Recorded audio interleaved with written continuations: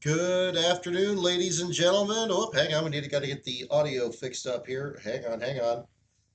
Let's fix that because this one needs to be in surround sound. Let's get doot and doot. Okay, that should be better. All right. Okay, here we go. All right. Ladies and gentlemen, good afternoon. This is Brock Beard from lastcar.info, and welcome to Behind the Wall, the post-race show that comes on after the race, where unofficially, pending the results of post-race inspection, Bubba Wallace has pulled off his third career Cup Series victory, his first in 100 starts at nothing less than the Brickyard 400. Surprising to some, perhaps, but if you look at his statistics again, 3 of his last 4 starts on the big oval, going back to his days at Richard Petty Motorsports, he had finished in the top 10. And now he's got like I said online here, he's got the PPG Cup to go along with it here. So as he celebrates kissing the bricks there with his family and 2311, who I'm sure the team just as much, something massive for that organization here this year with everything that's going on with the lawsuits and the latest developments. This, of course, as one of the open teams in the field and the just weeks away from the adjustment to the program there, too. Winning before Tyler Reddick did this year, winning before any of the Front Row Motorsports entries this year as well. Huge story there for him, and no doubt a big story there in general. I mean, it's good to see. I think it's the kind of story that be something that'll bring even more prestige to the Brickyard 400 and running the full context of what's going on here at the time. So again, and dramatically on top of it, fuel mileage issues towards the end of this race, then rain on top of it that was really going to kind of toss it up in the air. Because, of course, we see how long these cautions last and how many caution laps they run. It took them a while to even throw the red flag with about, 4 to go, 6 to go, when the rain came around the track there, too, to get back out. And, just made it a really difficult situation. Then you have one restart in overtime. Then you had a wreck with Zane Smith that forced another overtime. And you got everybody else trying to see if they could stretch fuel to the end. And again, everything by the closest of margins, but Bubba with enough fuel to not only hold off the rest of the field there at the same time, but be able to come home there with the victory. The unofficial margin victory, 222 thousandths of a second between Bubba Wallace and Kyle Larson. Wallace and Larson having no shortage of scuffles between each other in the Cup Series to this point here. And just a crazy way that this played out as well. Larson getting the second spot there at the end of the day. Denny Hamlin coming from last place on the grid in a backup car that the team spent 7 hours putting back together to get him back out there after a very hard wreck in qualifying. Good to see Denny okay. They're coming back through the field there in just 1.2 seconds shy of what would have been his first Brickyard 400 win. But of course, being able to celebrate this as the team co-owner there of 2311, I'm sure that makes that less disappointing there on his end for sure. Ryan Preece was in and around the field there, ends up being the top finishing RFK Racing entry and the top finishing Ford, in fact, finishing the 4th spot. Brad Keselowski, his teammate, so close to winning this race last year before he ran out of fuel, taking the 5th spot. Todd Gilliland was in some of those scuffles there towards the end of the race, worked his way up to a 6th place finish. I don't even know where he came from. Last I checked, it looked like he was well outside the top 10. So a great recovery for the Todd father. Ryan Blaney denied a chance at pulling off the victory there, despite leading several laps there for the Penske team. Penske team had all kinds of problems, ironically, when they were leading the race. Both of his teammates with flat right rear tires, knocking them out of contention, but Blaney still being the standard bearer in the 7th position at the finish. Christopher Bell, Alex Bowman, and old Carson Hocevar rounding out your top 10. And then, of course, we have the ongoing story of the in-season championship as well. I brought out my Ty Dillon shirt this afternoon for the race here. Unfortunately, some damage on a mid-race restart proved decisive in this case here, with Dillon losing multiple laps and finishing in the 28th spot, and Ty Gibbs finishing just towards the tail end of the lead lap in 21st to claim the $1 million bonus there. And nice sportsmanship there for him as well, donating $10,000 of those winnings to a charity of Ty Dillon's choice. Good to see that the tie-off ends up having a enjoyable finish there as well. Again, I still think a No Bull 5 or something would be more exciting, but again, it's nice seeing, how much attention Ty Dillon received during this in particular. Hopefully that's something that continues along, because again, I think he's had some solid runs with that colleague racing effort this year. And AJ Allmendinger was speaking very highly of his effort helping out the program there as well during media availability this weekend. So kudos to him there as well.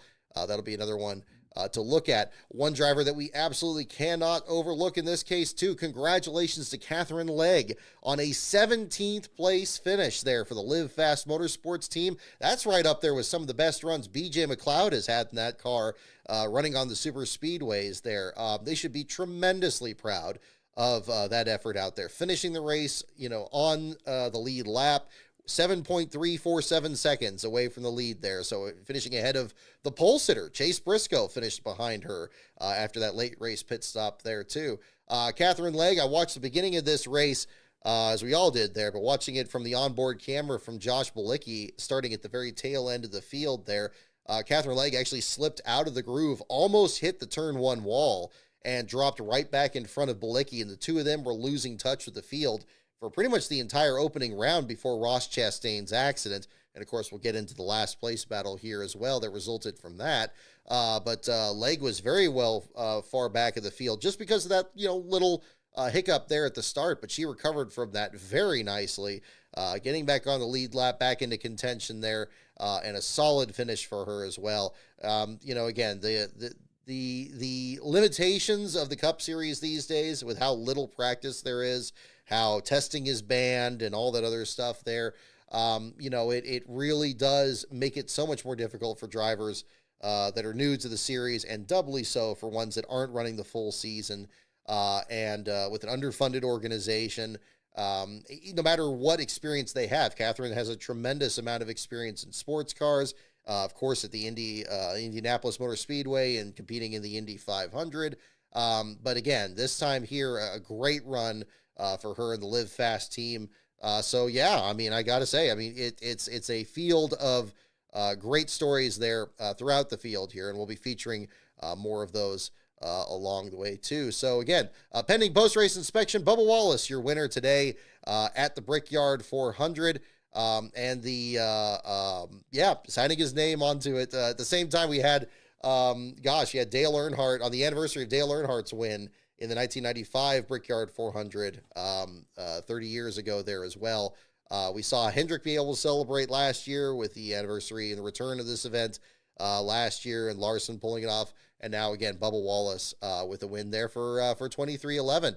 I was about to say it was like the team that was towards the back of the field in the inaugural, but that was Jimmy Spencer driving for, he drove the McDonald's car for Junior Johnson at the time in that race there. But again, a different sponsorship and everything, so forth.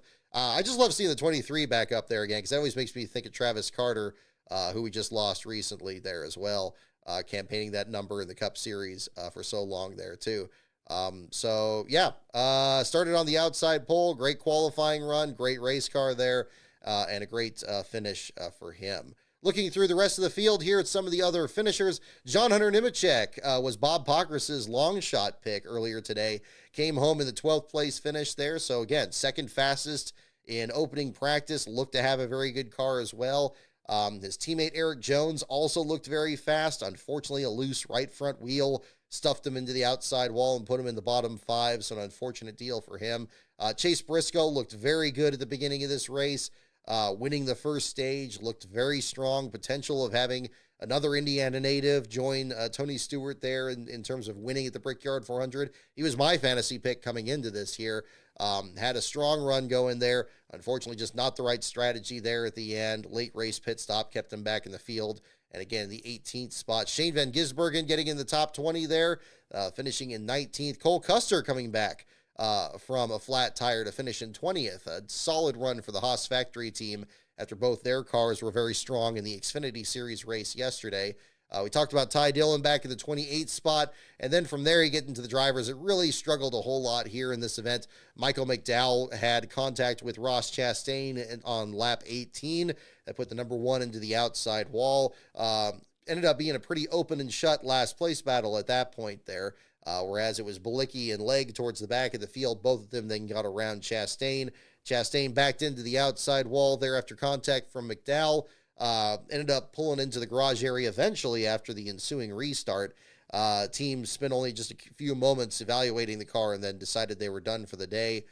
Car ended up still driving under its own power, which is pretty incredible. I don't know if they actually use the system to raise the car back up or anything. It kind of looked like from the way that TNT showed it that they were kind of just running out of patience and he just kind of took off while they were messing around with their equipment there.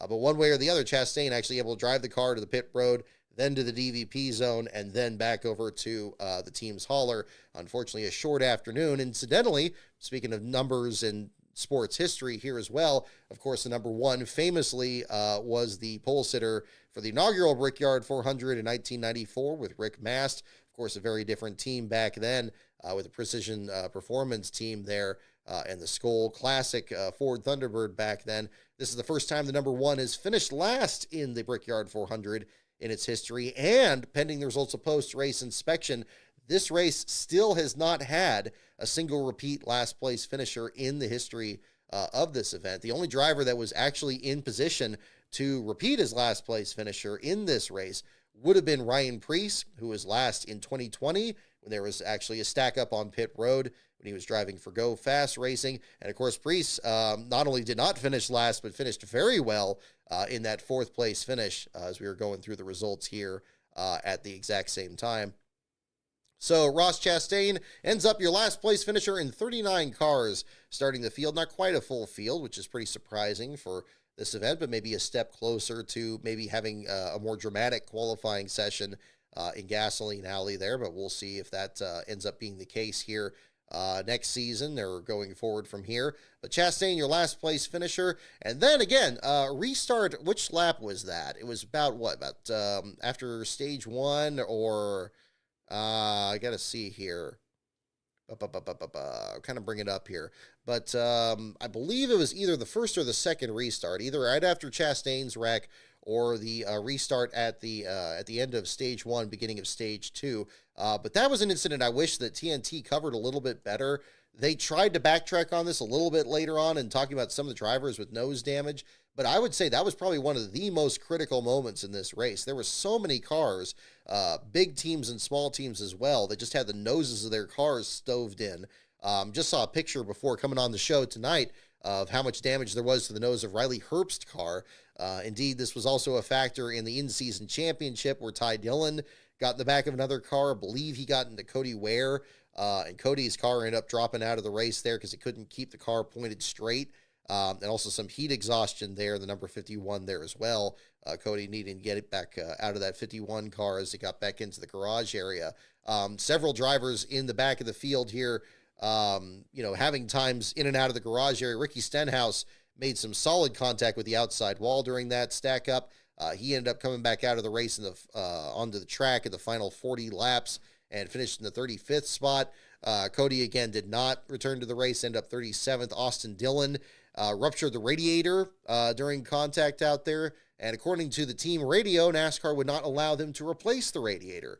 Perhaps under the existing DVP rules, they can replace hoses or lines, but they could not replace the radiator or the cooler, which was interesting. So, again, kind of an issue there with the 3 team, and so that ends up ultimately ending their race as well at the back of the field.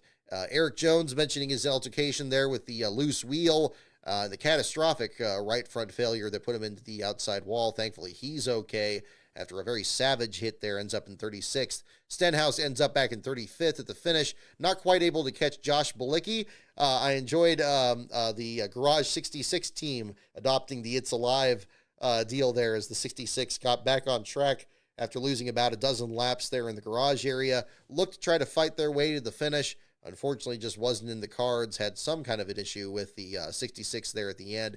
They end up finishing, looks like, where is it here? About 43 laps down to the finish at the same time there, too. Other drivers with issues there at the same time. Noah Gragson had an unscheduled stop at the very beginning of the race, lost a lap, and was in the bottom 5 there for a good portion of it. He ultimately clawed his way up to about the 33rd spot. Wasn't exactly sure what the issue was there from the number 4. But again, it seemed like whatever it was a persistent one, because they at least had a couple of different stops there to drop him several laps down to the 33rd spot. Joey Logano lost 8 laps after he was leading in the late stages, had one of those right rear tire failures, dropped him to 32nd. His teammate, Austin Cindric, as well. Where did Cindric actually ultimately get? Was he, I don't see him down here. Was he in the middle of the pack? He must have recovered pretty well here if I'm not seeing him here at this point. Yeah, 15th, finishing on the lead lap. Fortunately, I guess perhaps for Cindric, his issue happened much earlier in the race than Logano, and Cindric ends up just 6.995 seconds behind the race leader there at the finish in the 15th spot there.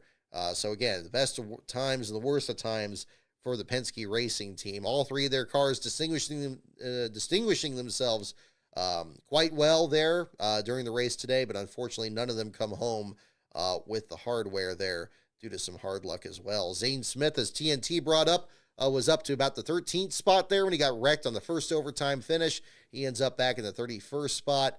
We already talked about Balicki. We saw Reddick get involved in that accident as well. Strategy on taking tires there on that last restart just didn't pay off. He ended up getting caught up during the altercation in the middle of the pack. We saw Logano get some more damage in that, as well as Jesse Love making a rare cup start there for the Beard Motorsports team. Probably about the only time we saw the 62 during this race as well. But that'll be another one to look at the same time. Let's see here. Looking through much of the results here. And yeah, so again, a solid race. I think just overall, just kind of looking at the racecraft here. Again, maybe not the most, dramatic in terms of the competition during the middle of the race, but I think before the rainstorm was coming, it sounded like it was going to be really compelling as to, again, who was going to be able to make it on fuel. Very similar to what we saw last year. Not something unusual to this race or even the Indy 500 as well in recent years. And obviously, fuel mileage has become a big enough story in the Cup Series in particular in recent years. But again, I found it compelling enough.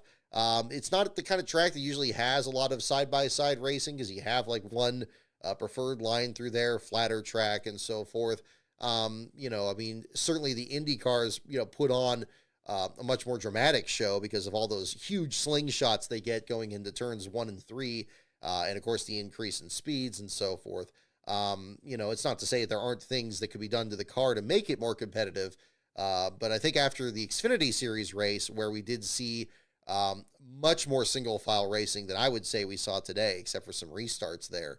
It's good that it was competitive enough that you could really still see people kind of work things out and make their way up there too. So, again, solid race. Certainly the winner helps in the circumstances of the fuel mileage and everything else going on behind the scenes there too. But I'm just glad that the race is back. I mean, I was thinking back to those races on the infield road course, and we were talking about this a couple of years ago back during that event, and how the curbs were coming up, and they just had these huge wrecks and just a big mess out there. And again, I think a couple of things you can look at it more positively about some of the winners were AJ Allmendinger. Won his first race since leaving the JTG team when he went over with Colleague and kind of got that team's cup program going. Michael McDowell winning there, for Front Row Motorsports, showing that it wasn't just a one and done with the Daytona 500 victory. There's been moments there as well, but the Brickyard, I think it is deserving of having a crown jewel status, even though it's not the oldest race out there. It doesn't have the same history in the sport as, say, the Coke 600 or the Southern 500 or the Daytona 500. But again, it's still, the prestige is built into it. The track itself exudes that history. I think it's still, it deserves it. I mean, it was an event that I felt excited about coming into it. Again, I really thought that maybe we were going to be talking about Briscoe and having an Indianapolis native win the race, because that was kind of making me think back to my ongoing project on the Kenny Irwin video, which we're still making progress on, and it's still shooting for an August 5th release date for that as well. But again, he put out a fine showing there. His day will come. today belongs to Bubba there on that. And yeah, that's pretty much all I have to say on the Cup Series race. I thought it was solid. I don't think it was of course you have a lot of cautions. You have those that that go on forever. Big part of that is just because the track itself is so big, and of course that was a factor in the rain where it was only in one corner. But again, much like at Dover, NASCAR did a great job getting the track dried, doing it as quickly and effectively as they could to get the race back started. So I can't really find fault with that there as well. Yeah. So, hey, and then they had Cookie Monster there at the same time. How fun was that? It's, again, disappointing that TNT didn't show. I guess that they had a clip of him, I guess the puppeteer there, calling drivers to their cars and stuff. And the media event there looked like a lot of fun there, too. Jeff Gluck getting the first question off there, and the critter there eating the checkered flag there. So a lot of fun with that, too.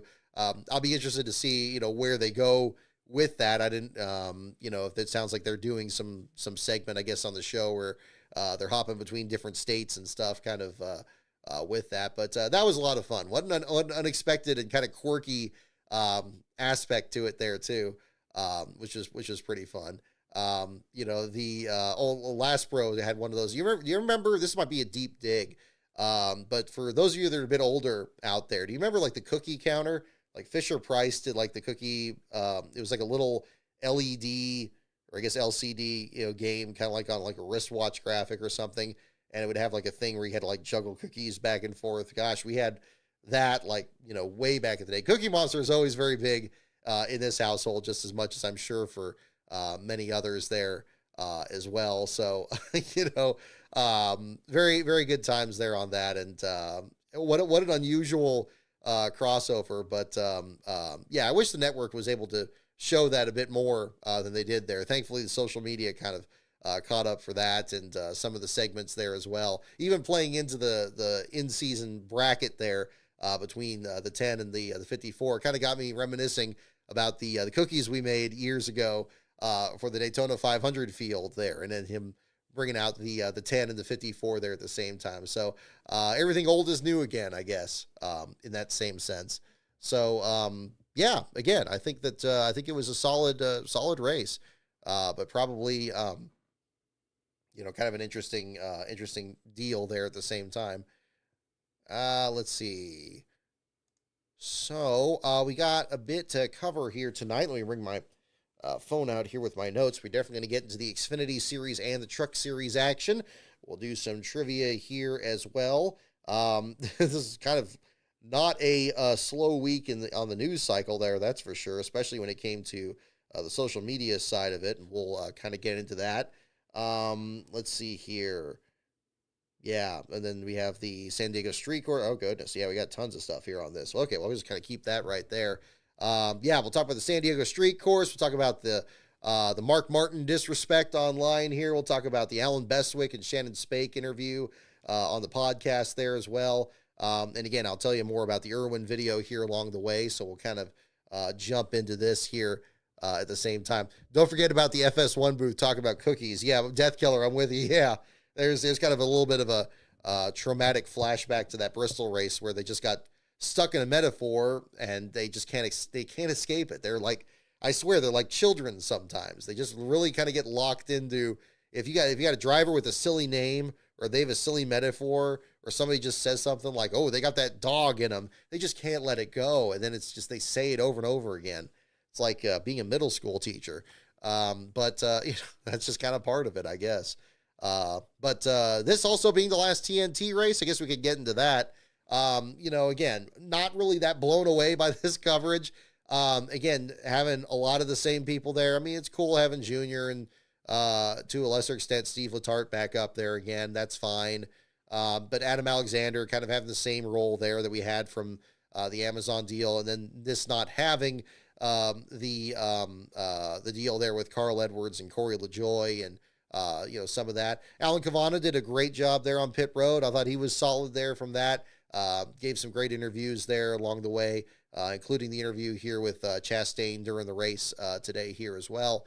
But the overall coverage, I mean, not really that remarkable. Nothing really mind blowing here, especially after the Amazon deal. I think that probably caught them off guard, and they didn't expect that one to be as popular as it turned out to be there.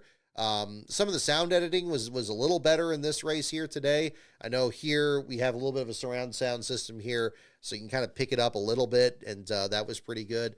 But some of the camera work and stuff, and some of the elements there just were a little disjointed. But I'll be very excited to see what happens with the NBC and USA portion here. That'll get us across the finish line here through the championship rounds. Excited to have Lee Diffie back in the booth, and maybe the potential of having some really good calls. Adam Alexander did a fine job with Bubba Wallace's call today. I think that was solid. Some other little moments along the way. But again, Lee Diffie, I think, is just in a different zip code there when it comes to that. I was just watching again kind of those clips of Harrison Burton's win at Daytona last year, or Tyler Reddick's come from behind deal at Homestead there. Hopefully there'll be some exciting runs coming up here, starting with Iowa next week. So we'll find out how all that's going to be shaking out here at the same time. Let's see here. Yeah, that's mostly what I have on the Cup Series side here as well. I guess the other thing I didn't mention with Bubba Wallace there, and it was certainly mentioned here in the broadcast. As much as I'm not big into the playoff thing, and again, a full season championship I think would reward this a lot better.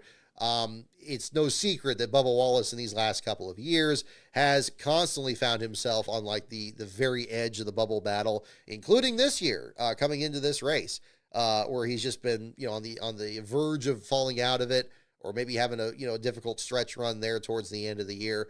But good on him for capitalizing on this and getting that win and not having to worry about it, even more so than his teammate, again, with Tyler Reddick. I don't know how many people were expecting him to win earlier this year than Reddick. I did not count on that. I thought Reddick would have certainly won either one of the road courses or maybe Michigan or something earlier this year, but it just hasn't played out that way, and that's why you got to run the races. So that's another part of it there. But it'll be interesting to see what effect this has on how he approaches these last few races later on this year. Once we get past Daytona and the field is set, sometimes having that extra preparation, we see Joey Logano capitalize on it every year, every even year. When he gets up there, he wins Las Vegas, punches his ticket, and then immediately has the rest of the round of 8 to just kind of think about what he needs to do to get to the next round. We'll see if this is going to be a similar situation there, even in the regular season. So we'll find out. But so again, kudos to Bubba on the victory there. Again, another tremendous one there for him in the 23-11 effort, bringing another trophy back to airspeed. We want to get into the Xfinity and the Truck Series action here as well. Definitely no shortage of stuff to talk about in that race there as well. Connor Zilic is absolutely a man possessed in that number 88 car for Junior Motorsports there, getting the 100th win for Junior Motorsports. Kind of a landmark weekend across the board, maybe a little less so in the truck race. But regardless there, Zilic pulling off the victory there. A dramatic showdown there with Taylor Gray and Sam Mayer towards the end. Kyle Larson, again, in a race that he probably shouldn't have been in. And I think Justin Allgaier might be able to agree with that, at least in some way there after the altercation they had towards the end of this race. But Sam Mayer very close to getting Haas Factory Team their first win of this season, the Xfinity Series. Seems like every week we turn this on, him and Creed are at least up there in the top 10, but Mayer's always in the top 5 and getting that much closer to it. And the CW, to their credit, had a pretty good hype video that they showed after the race here this past week, showing where Mayer had won Iowa last year, maybe a potential of being able to punch his ticket there with a good run there next week. But that audible green number 41 machine there finds itself back up at the front of the field. Kudos to the PR person over at Haas Factory Team. I sometimes worry not many people are talking about that Xfinity team, and I don't go out of my way to try to bring them up, but it seems like every time I do bring them up, they're always responding to it with a thumbs up or something. So kudos to them. I hope other people are talking about them, because I hope it's not just me.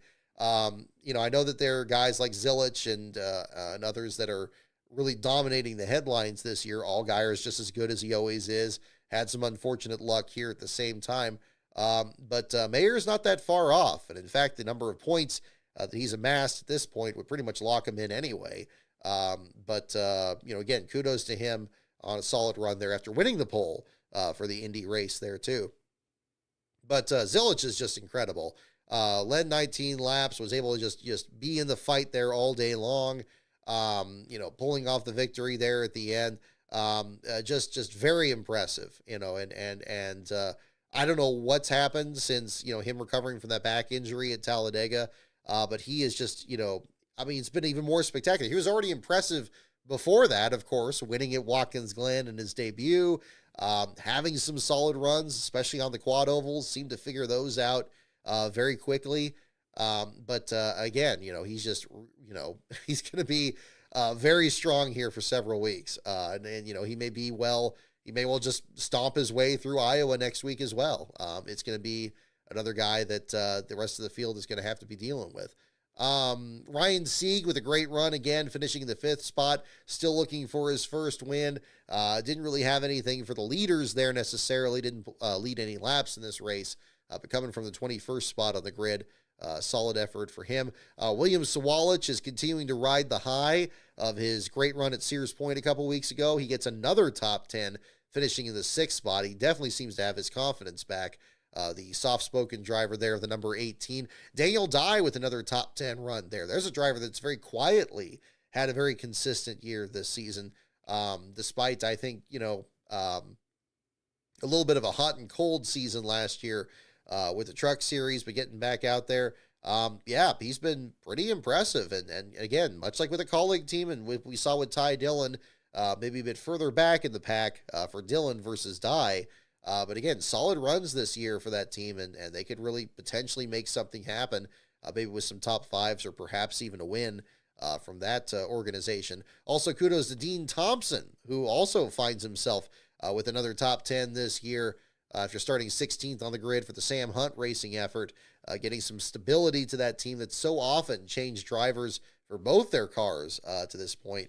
Now focusing much more on the flagship number 26, and Dean having a solid run there as well, finishing in the 10th spot. Matt DiBenedetto, 1 spot outside of it, with pretty much his best run since his top 5 at Talladega earlier this year.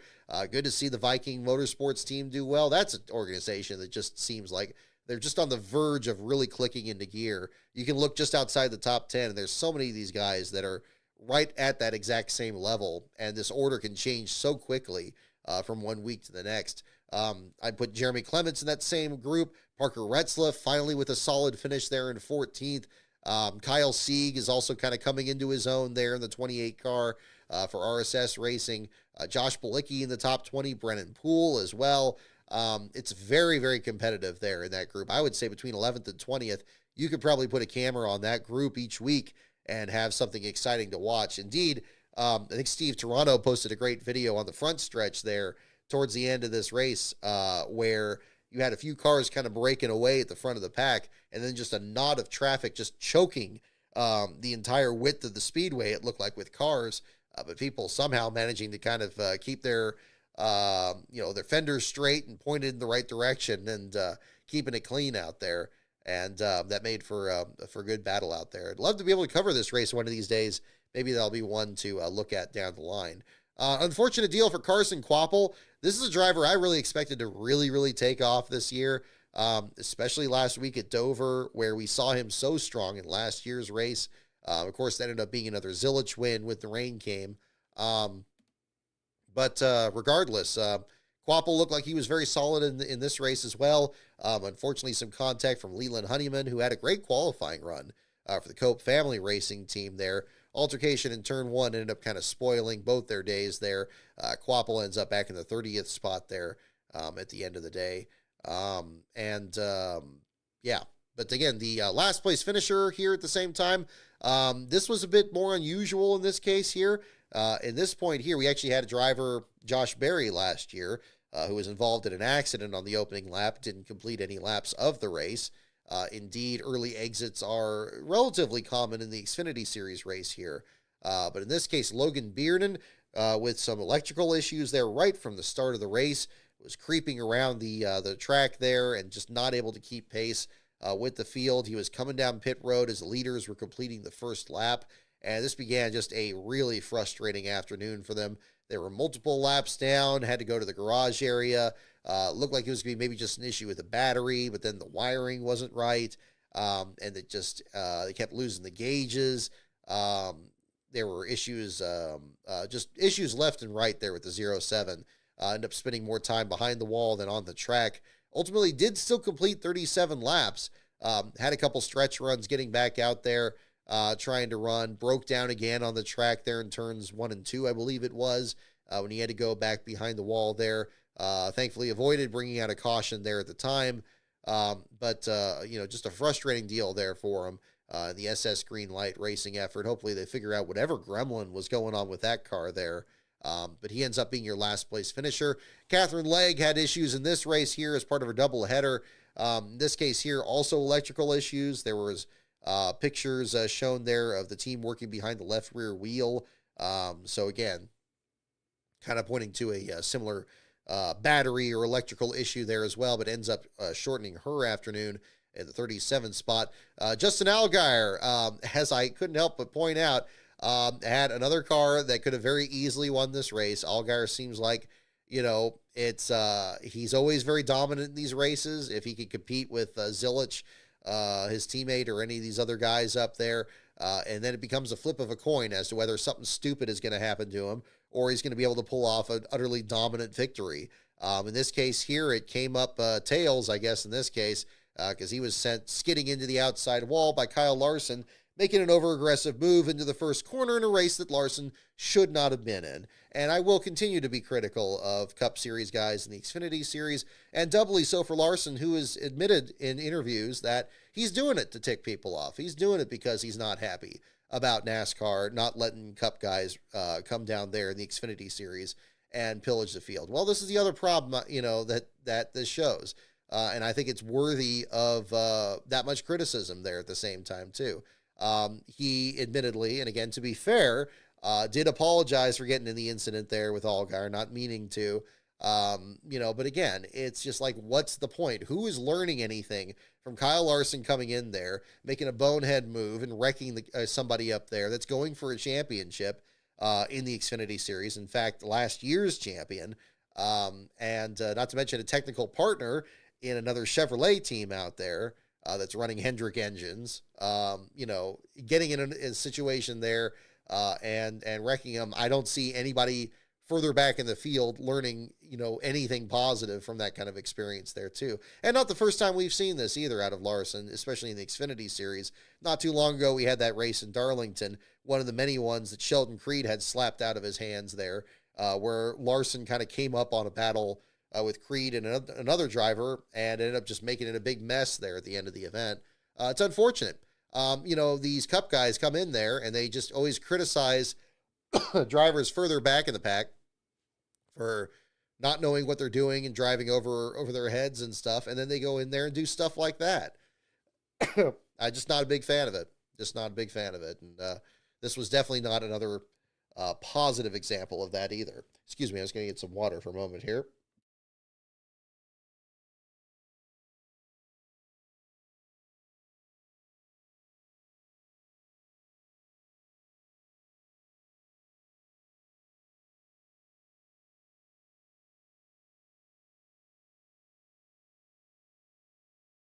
Alrighty. But Kyle Larson's move on Justin Allgaier was the pass in the grass compared to what Austin Hill was doing there at the end of the race. What was that about? Still shocking and unfortunate, and I'm glad nobody was hurt as a result of it here. I don't want to come off sounding too soft or too hyperbolic here about it. But again, this is, I grew up watching the Jimmy Spencer and Kurt Busch battles in Indianapolis. It was dangerous back then. When they were wrecking each other at the end of these long straightaways, or even on the short shoots there going into the corner. What Austin Hill was doing there at the end of that race was unbelievably dangerous and really uncalled for. You had Eric Almirola gets up there. They have a good battle there through turns 3 and 4. Almirola gets up on him, and yeah, he does rough Hill up and kind of knocks him up the track there. But Hill did a amazing job, and this is the overlying frustration of all this. Hill is a hell of a driver. Like, he can wheel that car around there, and shows incredible car control, unbelievable aggression. We typically see it at the super speedways, but he's now at this phase in his career where we've seen him start to do well on other tracks. We've seen him win at Pocono. We've seen him win at other tracks where it's not necessarily, the Atlanta, the modified Atlanta track or other super speedways out there. He's starting to branch out. He should be maturing as a driver. And yet, time and again, he does something like this that just makes you go, what the hell is that about? Now, NASCAR's never had any shortage of drivers like this. You think back to Ernie Irvan and Robbie Gordon and Tony Stewart, guys like this. But I mean, at one point or another, there has to be a come to Jesus meeting or something about this where you got to talk to the guy and say, look, this is going too far. And I'm sorry, when you've made an unbelievable save and you're wearing white gloves and everybody and their mother can watch that broadcast and see him go here and just veer into the 19 car, veer into him so hard that it knocked the entire right front fender off Sheldon Creed's car, who was just an innocent bystander in this, and wrecking the 19, wrecking himself at the same time, mind you. They could have both just kind of kept going and still got top fives, top tens out of this race. But now they don't have anything. Now they got a bunch of wrecked race cars. Cost Sheldon Creed a shot at winning the race there too. He was able to kind of work his way up there as a pusher, but there was no way he was going to be able to pull off the win after the damage he suffered there too. It was absurd, and I hate it. I hate it for the drivers that were involved, and yeah, honestly, I even hate it for Austin Hill himself. Like, he's his own worst enemy when it comes to this. Now, I don't have any faith that NASCAR is going to do anything about this. I don't know if he's going to be suspended for a race or anything like that. And what I mean, and it's already hard to kind of figure out consistently like what has been done in the past. Yeah, we've had situations where a driver's been suspended for a week or maybe 2 weeks. But how is that going to play out here? And especially with the ramifications in the playoff system, if such a thing does happen, it's a different penalty now than it would have been before. Does that mean that NASCAR is going to be more likely to inflict it, or maybe less likely? I suppose we're going to find out this next week. But somebody needs to talk to him. If it's Richard Childress, who did take him aside after the race, although the interview, the blue collar team thing afterwards, I know ruffled some feathers about what exactly they're talking about there. I think I could see on the one hand maybe Childress not trying to make the situation worse, and expressing frustration about that, but you still got to look seriously at the incident itself and how dangerous it could have been. We're not talking about Dale Earnhardt roughing somebody up and knocking them up a track or something like that, which actually is closer to what Eric Almirola did. If anything, it was pretty slight contact that got Hill out of the way. Doing stuff like that, you right rear somebody there. Just like we had with the Wallace and Larson deal at Vegas, just like we had with the Chase Elliott and Denny Hamlin thing at what was that, Charlotte, cases like that.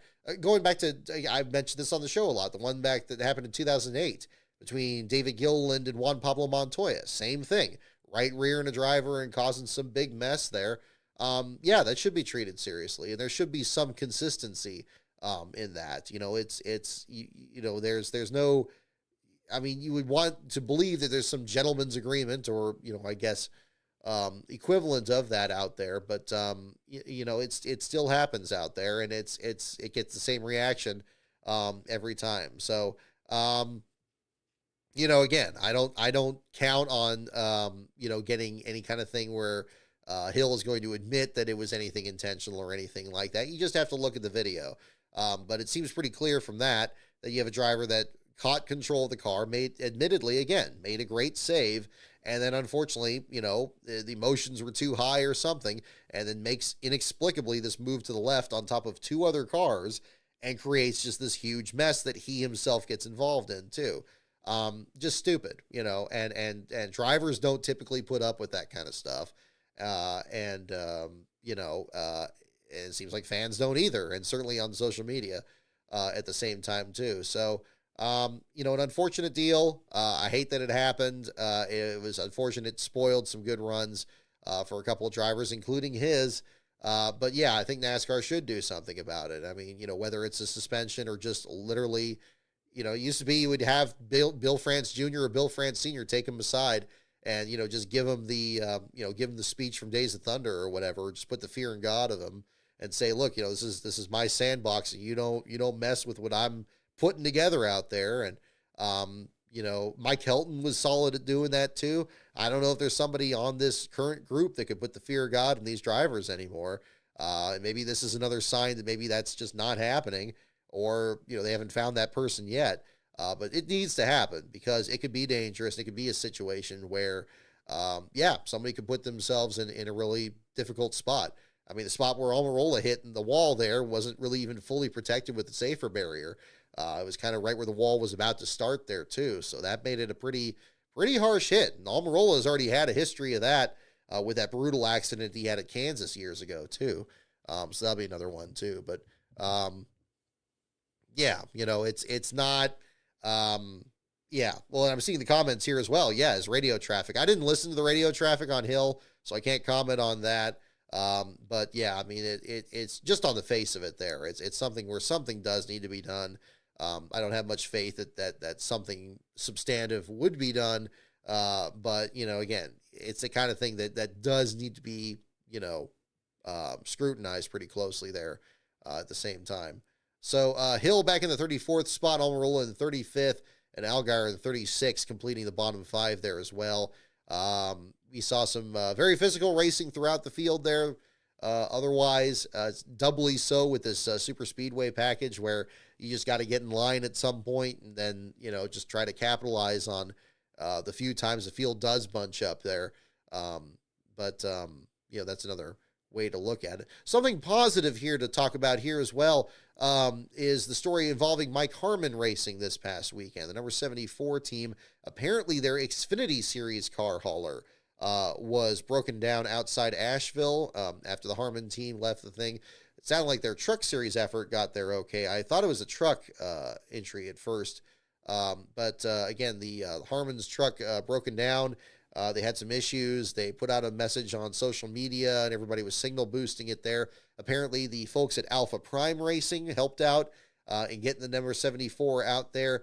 And a great deal for them, especially for an event like this that's prestigious in that sense. We've seen the 74 miss so many races this year, but thankfully this race actually had just 38 cars on the list, so everybody that showed up was going to start. So this would have been a terrible loss if they didn't make it out there. But Dawson Cram making the field, started in 37th out of 38 cars, finished in the 31st spot, finished on the lead lap. So kudos to him on that. That is a tremendous accomplishment. Kudos to Dawson Cram and the folks over there on that. They put a nice message on the hood of the car, thanking everybody that helped out there. Again, this is the same team that had their hauler stolen back in 2020 and still hasn't recovered that. I haven't heard any new updates on that. The time since doing the video on it or anything there. Certainly one of the smaller teams out there, one of the teams with more limited sponsorship out there. Their truck series entry this week with Boston Oliver had no logos on it at all. And then you have this on top of it there. Just makes for a difficult situation there. But again, some light at the end of the tunnel there. Cram finishing actually right behind Carson Quapple there. In the 31st spot. Another team that was able to capitalize on the field being the size that it was Joey Gase Motorsports with Scott Austin. This is a team that had at least one of its cars fail to qualify for the last 3 races, including both of its cars from Dover. And this time around here, both of them making the field and finishing nose to tail with Joey Gase in the 28th spot and David Starr in the 29th spot there, finishing also on the lead lap there. When the race broke down there at the end. So, again, interesting storylines throughout the Xfinity field. Definitely some no shortage, rather, of controversy there at the same time. And some rain on top of it there that looked like it was going to end the race early. But kudos again to NASCAR, much like today, getting the rest of that event there in. And, again, put on a good show there at the finish. So, solid Xfinity race there as well.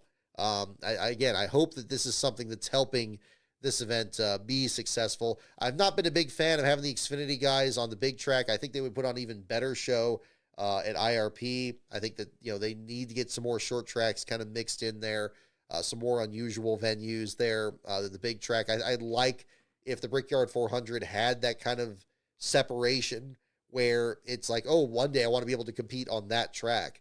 That would be great. I think that would be something that would raise the prestige of this event a lot more. Especially if they have to do this super speedway package for the Xfinity Series. Yeah, just put them on the short track. I mean, it worked for so many years. We still get it with the Truck Series these days, and they still put on a solid show out there. I'd love to see that again there, and then just have everything about the Brickyard just be the Cup Series. I think you would see a big difference in the perception of that event just from that one small change, and it would be just really returning to what we'd done in the past there in that sense. Speaking of which, we'll get into the Truck Series race. I don't have too much really to say about this race in particular, other than I do want to give a big thank you to our William Saki, who was in the grandstands there as a fan there covering the event.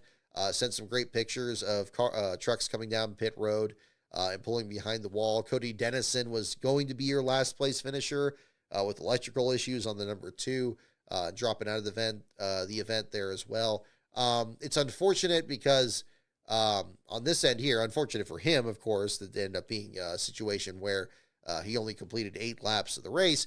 But unfortunate for these standalone events where they don't have the Cup Series out there, that you just don't have access to the radio. Like you have, listen to the PRN or NRN radio out there, and that's something you can work with there too. But it would have been really interesting to hear what was happening at the tail end of the field in this race here with Dennison or Alan Waller or Norm Benning or some of these other guys at the back of the field. Boston Oliver, again, mentioning him in his NASCAR debut, because he did have a number of times that trucks were going in and out of the garage area between Oliver, Waller, and Benning in particular. The AJ Waller there, kind of the interesting thing with this, we talked about him back in our Martinsville show. That's a driver who doesn't get talked about too often, but he's actually a survivor of stage 4 cancer and is kind of getting his feet back under him in the Truck Series.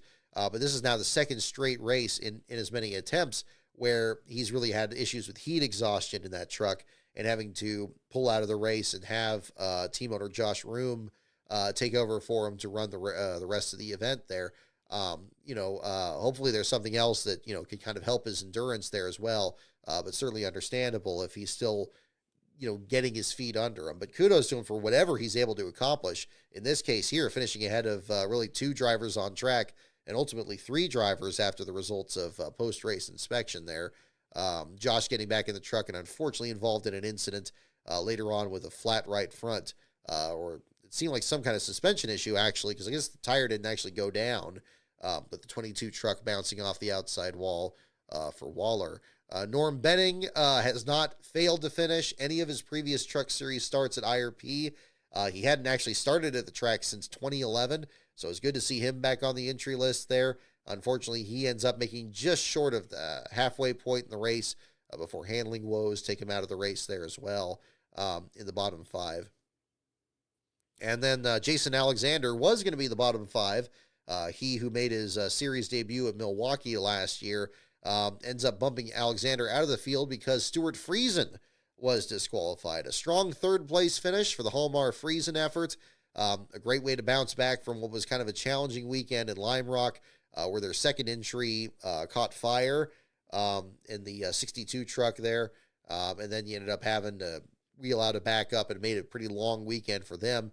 Of course, it's now been a few weeks since the Truck Series ran that event there. But Friesen having a solid run there, looking to kind of build on his win from earlier this season, leading 20 laps in the third stage, which was no small accomplishment for how dominant Lane Riggs had been in this race back on Friday. However, Friesen ends up disqualified for failing a post-race measurement heights on the front of the truck there. And Friesen ends up being your last place finisher, pending the results of an appeal. However, the HFR team announced not long after posting the article there that they are intending to appeal it. And of course, if that happens, we'll update the article accordingly and change the statistics there and it will then be about Cody Dennison, who is unofficially your last place finisher before then. But we'll find out if that's going to change throughout this week. It has happened before. We saw one with Noah Gragson before. Darlington, him and Matt Mills trading last place well after the race there. We'll see if we get something like that in the Truck Series here going forward. So that'll be another one to look at. In terms of the Truck Series race, I don't have too many more notes on it. It seemed like, mostly it just kind of came and went for how dominant Lane was there, but kudos to him for doing it. Corey Day with a career best second place run. That was the other great story there. Coming after that fifth place run at Nashville earlier this year, getting his confidence back, running some more Xfinity Series races and kind of getting used to, just kind of this, just merely the racecraft of NASCAR, I guess you can look at there. But Day getting a great finish there for him in the second spot. Corey Heim back in third after winning the pole, leading an uncharacteristically few 20 laps there for the number 11 team. Grant Enfinger and Ty Majeski are top five. Chandler Smith, Daniel Hemrick, Tyler Ankrum, Ross Chastain, and Raja Caruth in the top 10. Chastain, despite being the only Cup Series regular in the field, and ultimately being your last place finisher of today's Brickyard 400, pending the results of post-race inspection. Decent comeback after the truck pretty much coughed up the left front wheel, and the truck ran it over there on the track there too. Oh, goodness, we have a raid from the iceberg here. Oh, goodness. Thank you so much, everyone, for tuning in. Oh, goodness. We have a whole lot of people in here. Okay, so thank you so much, everyone, tuning in here. Iceberg, thank you for tuning in here as well. We're going through Truck Series results here. We are having ourselves a good time here on this as well. Hope you guys enjoyed the racing this weekend and so forth. I guess we're all waiting together on the results of post-race inspection to see if Bubba Wallace locks up the win here or Ross Chastain, your last place finisher. But yeah, my goodness, thank you so much, everyone, for tuning in. Hope you are interested in some of the other videos. I guess while we have you guys here in the chat, I'll go ahead and jump into something here for this channel. I do have my video on Kenny Irwin Jr. that is coming up on August 5th. I'm pushing to get that done for that date. I can now say that this video is going to be a two-part video. After finishing the next round of edits last night, that video is going to be about 3.5 hours long. So the first part's going to be 2 hours. The second part's going to be 90 minutes. I already announced this on the Patreon the other day, patreon.com/LastCarOnBrock. So I'm working on getting that video going. In fact, that'll be one of the things I'll be working on after the show here tonight. But very excited to get this one going. I think it's got some very interesting stories in it. Brian Hallman, again, provided some great pictures. In fact, he's been sending me some press kits over the weekend to kind of really finish it off here. So, yeah, again, hope you guys, if you check out any of the other content here on this channel, I have the trailer for that video already posted here and pushing to get that ready. If you're in the $5 and up level of my Patreon, you'll have advanced access to that video. Hopefully, I'm going to give you as much access as possible. I'd love to get at least a couple days there for you guys and get that all set up there. So, yeah, lots that's going on here. But, yeah, folks over the iceberg, thank you. Oh, goodness, we're up to 107. Well, that's definitely an uncharacteristic number for for this show here. We usually have just a small group in here, but I thank you so much for tuning in here, and hope you guys are all having a great time and enjoyed the race weekend here as well. So hope I'm doing this correctly too. I know every time the few times we get one of these raids here, I never know what exactly to do. So I jump into your stream as well, or we can figure that out, I guess, too. But yeah, no, it's that'll be another thing that we'll be working on here coming up there too. So yeah, again, solid weekend here, and really kind of checking out what's happening. Hopefully it's something that we can kind of keep boosting the channel here too. We're past the 20,000 subscriber mark here on YouTube, past the 10,000 mark on the Twitter account. Yeah, got a lot of stuff that we're working on here this year as well. So very excited. Those of you who are big into Rise of the Field Fillers and 500 Days, those are also in the works too. I finished the Greg Sachs script, or at least the rough draft of it earlier this year. I just keep kicking it down the road because I keep having new concepts come up. It's like, shoot, like, let's at least kind of jump on those and kind of get those rolling. But we'll be getting to some other ones here for you shortly. I'm particularly anxious about the 500 days one because that's going to be the first one that's going to cover more than 1 week's worth of storylines. And I'm still figuring out how I want to kind of approach that. But those will be big ones that I'm sure will probably come up sometime this year as well. So we'll have that go out there too. But yeah, I mean, it's gonna be good. So I think we're gonna have that all brought up here. While you guys are in here too, I guess we can talk about. Well, do we want to talk about the elephant in the room that's not there? Which do we want to go into? Do we want to go into the San Diego street course, or do we want to talk about Mark Martin getting dragged here during the Larry McReynolds segment that was played earlier this week? I guess we can just kind of see which one you guys want here in the chat. I guess we can kind of go into that, maybe make it a little interactive here for you guys there too. But yeah, kind of a busy week here in general. I guess we can kind of see. We talked about Austin Hill. We just finished wrapped up on that. Yep, GN NASCAR fan. So we kind of got into that. But as everything kind of filters in there as well, we'll get into, okay, we already did the truck series here. What are my other notes here as well? I talked about the video on that. We talked about that. One thing I did think was interesting, I'll kind of mention this while everybody kind of filters in here. There was a great interview that was posted this week with, I think it was posted this week, or maybe just showed up my list this week, where Shannon Spake and Alan Bestwick were talking about the times they were let go by the broadcast teams they were with, Bestwick with ESPN and Spake with Fox, and just like, kind of sharing their experiences on it. That was it was interesting to hear, and especially where, just how unpredictable the business is. We talked a bit earlier this year on this show about, hearing from guys like Mike Joy or Rick Allen and seeing kind of just, how challenging the business is to get into and how it can be equally challenging to kind of hang on to a spot, much like we heard with Rick Allen there too. If you haven't seen the interview, I'd highly recommend checking it out.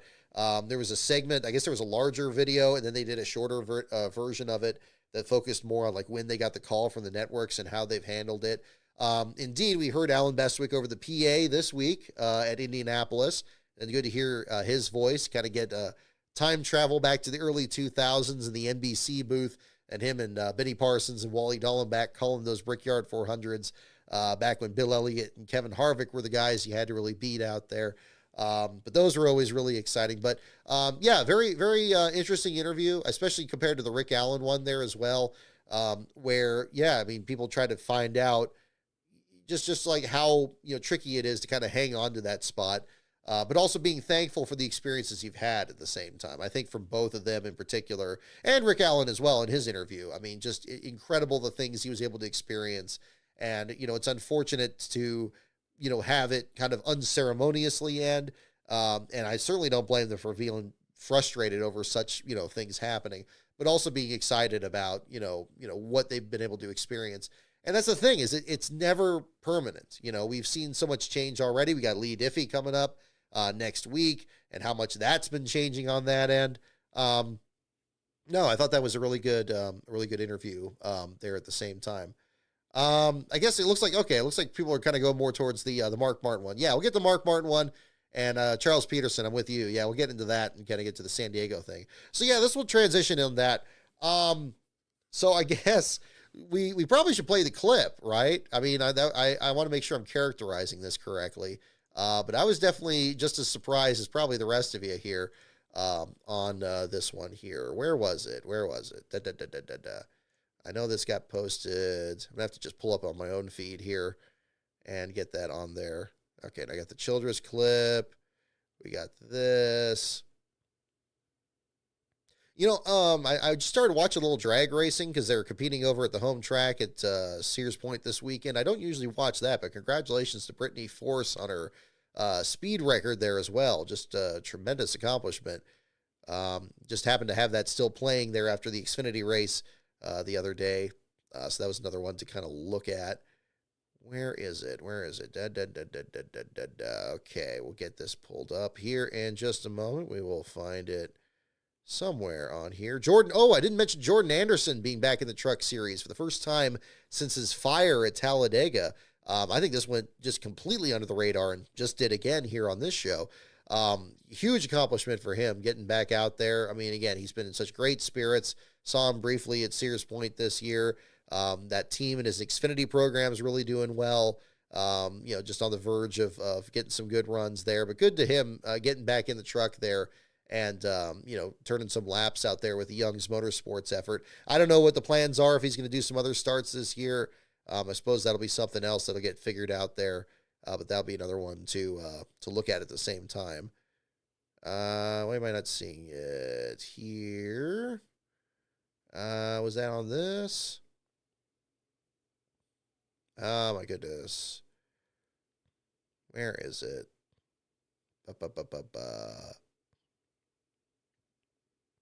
Oh, this is back to Dover, so I know it wasn't there. I should just pull up the Mark Martin one there.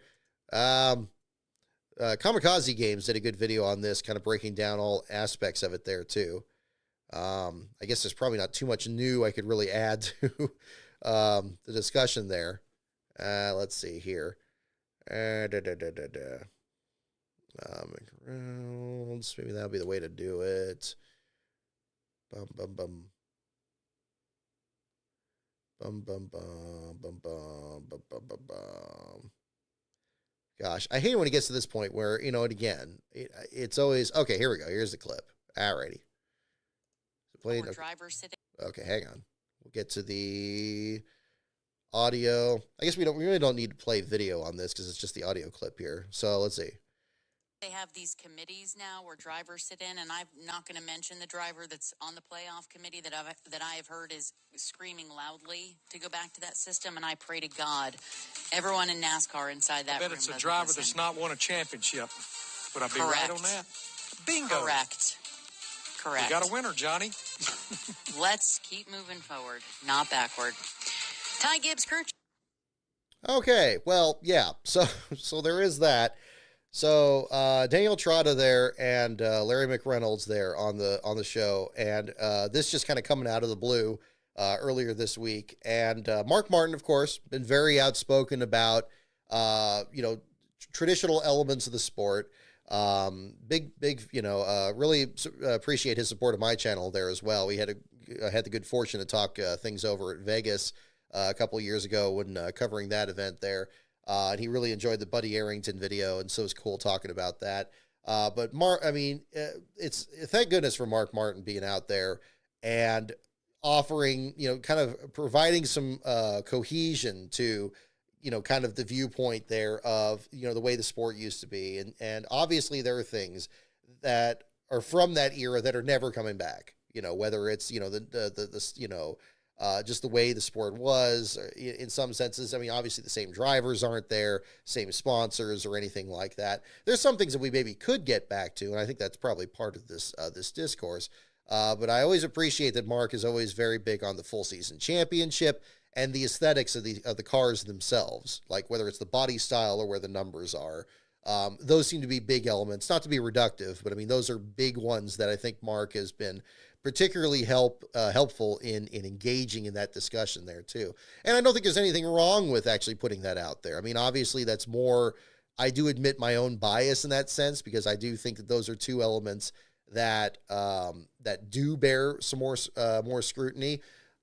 What's disappointing from this particular clip, first of all, I mean, it's clear, especially from Trotta's response there on social media afterwards, that they were referring to Mark Martin in this case. At least it seems that way.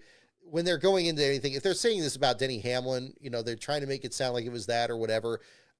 I think it's almost beside the point here. What it is it's just showing how dismissive they are of anything that's in the past of the sport, that we only have to look forward. And I can see how tempting it would be to go that direction, but there's so much you can learn from the past of the sport. And if anything else, like maybe if you don't know what direction to take on something current, maybe you do have to look at the past of the sport to kind of understand that too.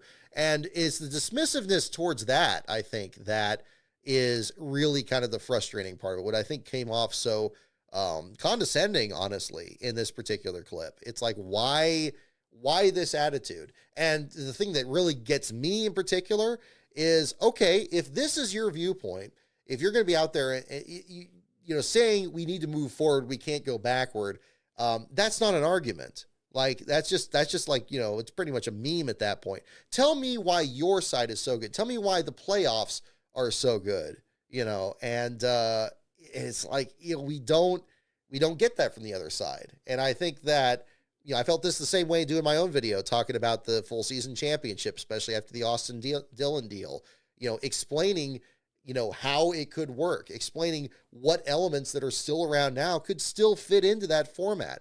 The fact that the 2011 point system with, 48 points to the winner versus the Latford system has never had a full season attempt at it. And at the same time, we've had really close battles for the regular season championship, none closer than even last year. So imagine extrapolating that for the entire season. Why not do that?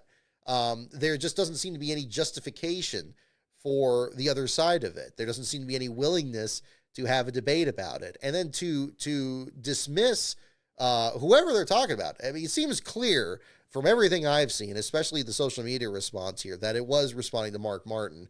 But if it was, somebody else there, they shouldn't be taking that attitude anyway. I thought that was very revealing at the same time. And so, yeah, you got other people that, are getting this level of criticism here about it, but justifiably so. Just if you feel this passionate about the current trajectory of it, about, this car is producing great racing and this championship is producing great champions, then you better have something that you could say about it other than just, it's what we're doing now, that we don't want to go backwards. It's like, well, let's talk about going back to North Wilkesboro and Rockingham. Let's talk about taking the Fontana race off Labor Day weekend. NASCAR's backtrack on several things that, even by their own admission, just didn't work. So don't tell me that we can't do that. It's absurd. So yeah, I don't want to get too far into it.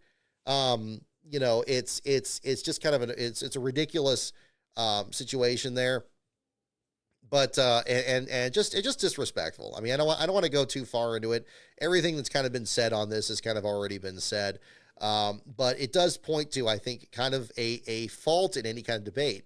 And I think what's really frustrating is people on this side here will draw that battle line, and they'll accuse the other side of just being, you're just being negative, or you're just being, you just have an outdated view of whatever the sport is or something. That's unfortunate. So I hated to see that. I hated that, that Mark Martin was kind of getting that attention there. I mean, again, and I appreciate Mark for standing up and actually trying to offer a counterpoint. And again, I think the best way forward would be to have some kind of debate on that. And if the other side can't explain their position, well, then why not go back to where we were before? Because they can at least have something to point at. So that's all I really want to say on that. I've already kind of pointed out my view on that, and I don't want to go too far down that road. But it was disappointing this week, and I certainly wasn't the only one feeling that way. And I know people kind of were jumping in on that. So with that, we'll kind of let's jump into the San Diego street course here. And what was a pretty surprising announcement this past week. I know there were some teasers in the last couple of weeks about maybe, an announcement coming up this month that they were going to be having a new street course on the circuit and where it was going to be or anything like that. But I have to say, first and foremost, and I was on Dominic Aragon's show, the Let's Go Racing podcast with David Starr. Myself and Jerry Jordan were on there. If you haven't seen that, I put that on my YouTube list here as well. We had a great discussion there on various topics, including the San Diego course there. And it's an interesting angle for it. I think there's definitely an opportunity there if the Chicago street course could not be re-upped for next year. And next year also being the sesquicentennial, the 250th anniversary of America. And on top of that, the 250th anniversary of the American Navy. And then you got this opportunity to have a race on an active Navy base in San Diego that was used in the filming of Top Gun Maverick, among other aspects. Of course, it's existing military use, on not to diminish that.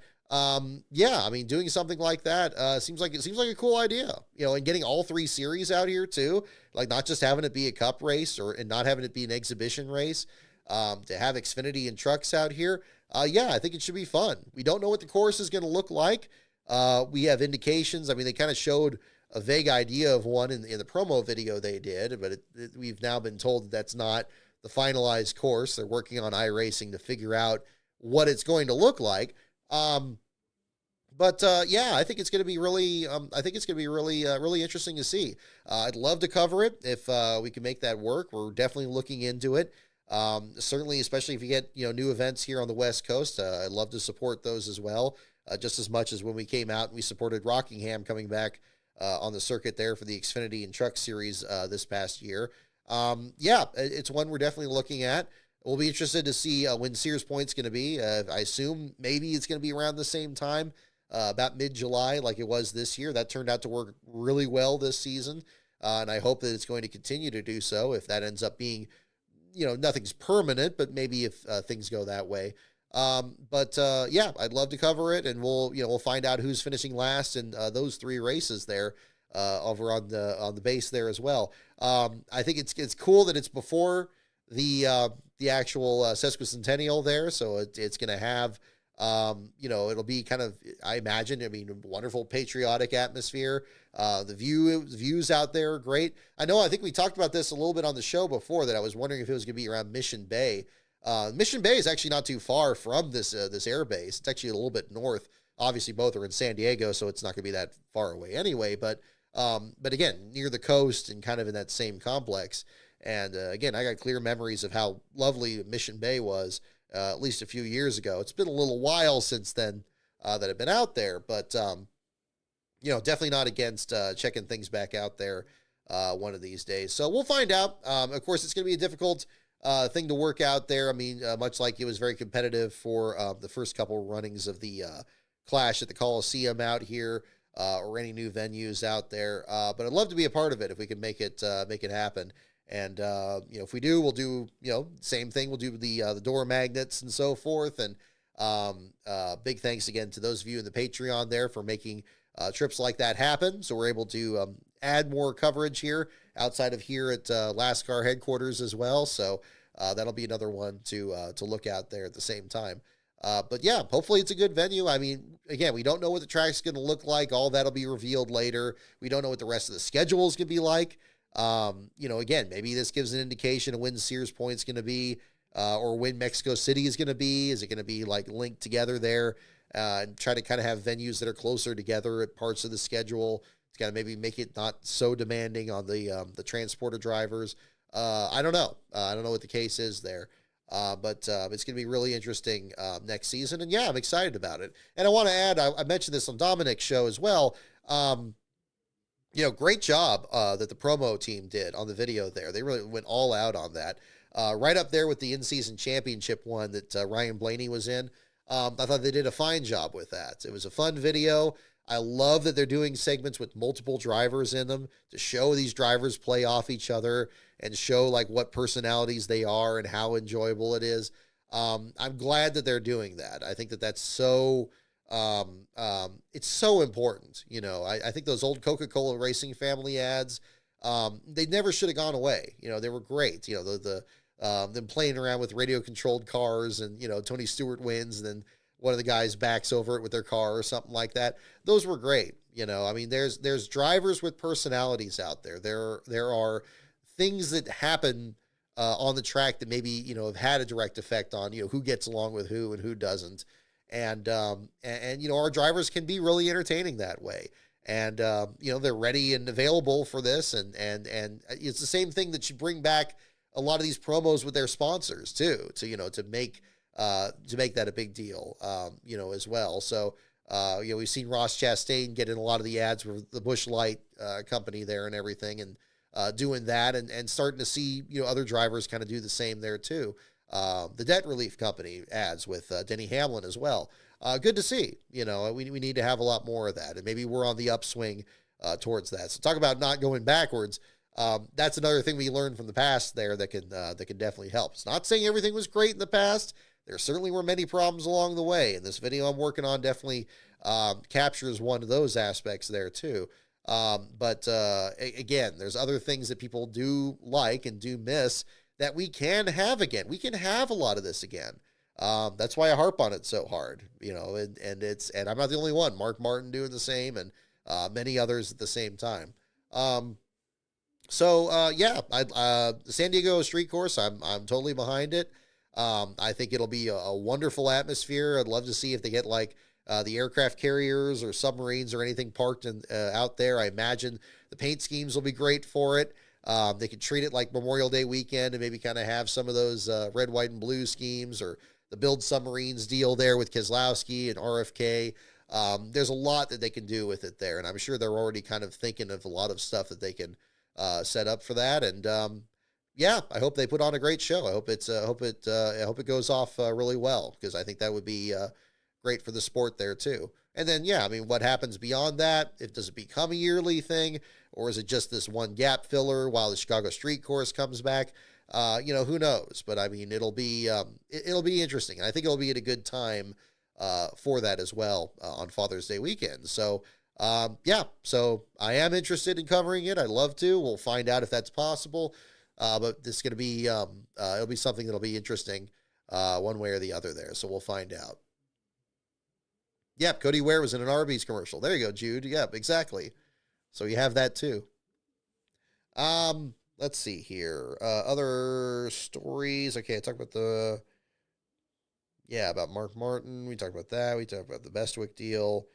Talk about the Irwin video. Yeah, I kind of covered that already. 6 open cars per field. We kind of saw the effect of that today.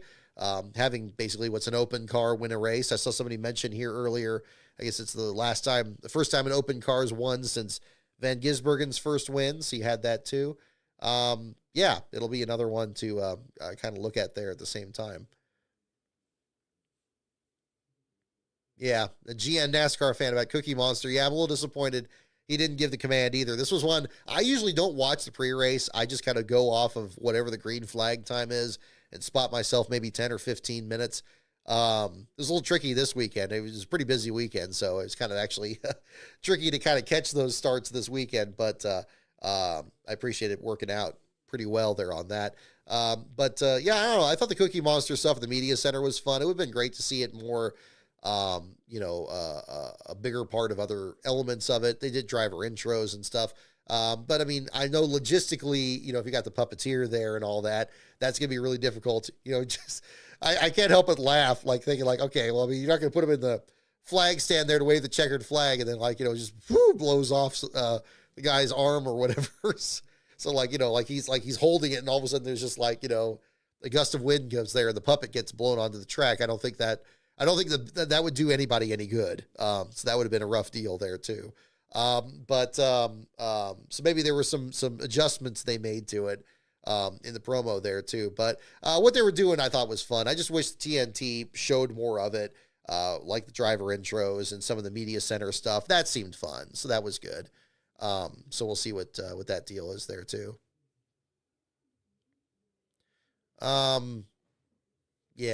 Ryan Moore, the entry list restrictions. Yeah, I was just kind of mentioning how they've kind of changed things around and had the 6 spots occupied by 2311 and Front Row Motorsports organized by owner points, which is basically locking both teams into these remaining races, even though they're not chartered entries.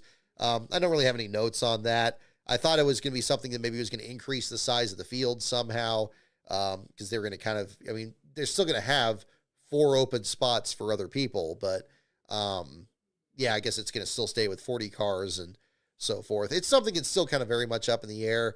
I don't know if we're going to suddenly get a ton of open teams out there. I think this agreement on NASCAR side has kind of held that off, but we'll find out. It's a fluid situation one way or the other, but it does seem like it's kind of staying with this right now. Let's see here. Do we have a call on inspection yet? I haven't checked that. I guess we can kind of go into that. Alrighty. That's right. We had Urinating Tree did, that's right. He did one of these on here. He did a ambush through here on this that time. That was cool. I felt so bad for him because I was trying to kind of rush. That was when I was doing the Dale Earnhardt Talladega race, and I was kind of doing a lead in, and I didn't expect that he was going to be checking in on the stream, and I was just kind of rushing through it. It's like, hey, we all watch the race together on that. But obviously that wasn't going to work out because that was still during the NFL season, and they were doing a halftime break there for a Steelers stream. But I did appreciate him dropping in. And those of you still around here from the Iceberg deal, if you're still in here, appreciate you stopping by here. And if you're interested in more content on this channel, don't be a stranger for sure. We usually do these shows about 15 minutes or so after the conclusion of the race, sometimes a little bit longer. It depends on the logistics. I put all this together each week on that, and we cover all this too. And of course, the episodes are all archived there on this channel there too, if you want to find out what my reaction was to other races here as well. Where are we? I was going to check Pocris. Let's see. Nope, I don't see anything here. We got IndyCar stuff there. That's right. They were at Laguna Seca this week, right? For IndyCar. I didn't watch, obviously I didn't watch any of that, but let's see. Yeah, there we go. Yeah, talk about the open team at Chicago there for Van Gisbergen's win on Pocris's page there as well. Yeah, okay. Let's see here. Alrighty. Yeah, I think that's most of the notes I have on this part here. Let's do some trivia here at the same time. And if you have any other questions, I need to jump into, I know I got at least one super chat here I got to catch up on too, so we'll get into that. Yeah, we'll do some trivia questions. For those of you new to the show here, I bring out this late 90s Trivial Pursuit NASCAR edition deal that I got from a high school graduation party back in 2001, and it's made in 98? Old Hasbro technology here. So just do some questions from here. So again, it won't have Ty Gibbs on here, but it will have some other historical facts here as well. But we'll go into the categories again. The categories are NASCAR, pits, teams, tracks, drivers, and the wild card. Go ahead and mention in the chat which category you'd like. We'll do a few questions there, and we'll wrap up the show from there. Once again, those categories are NASCAR, pits, teams, tracks, drivers, and the wild card. So those are, again, the categories here at the same time. Let's see. Okay, hang on. Then we'll do super chats. Well, everybody picks their categories here. Where is it? Oh, goodness. Wow, we actually got to jump in on here. Is this today? Nope. Yep, that's today. Okay, let me go a little bit further back. Hopefully I got everybody on here.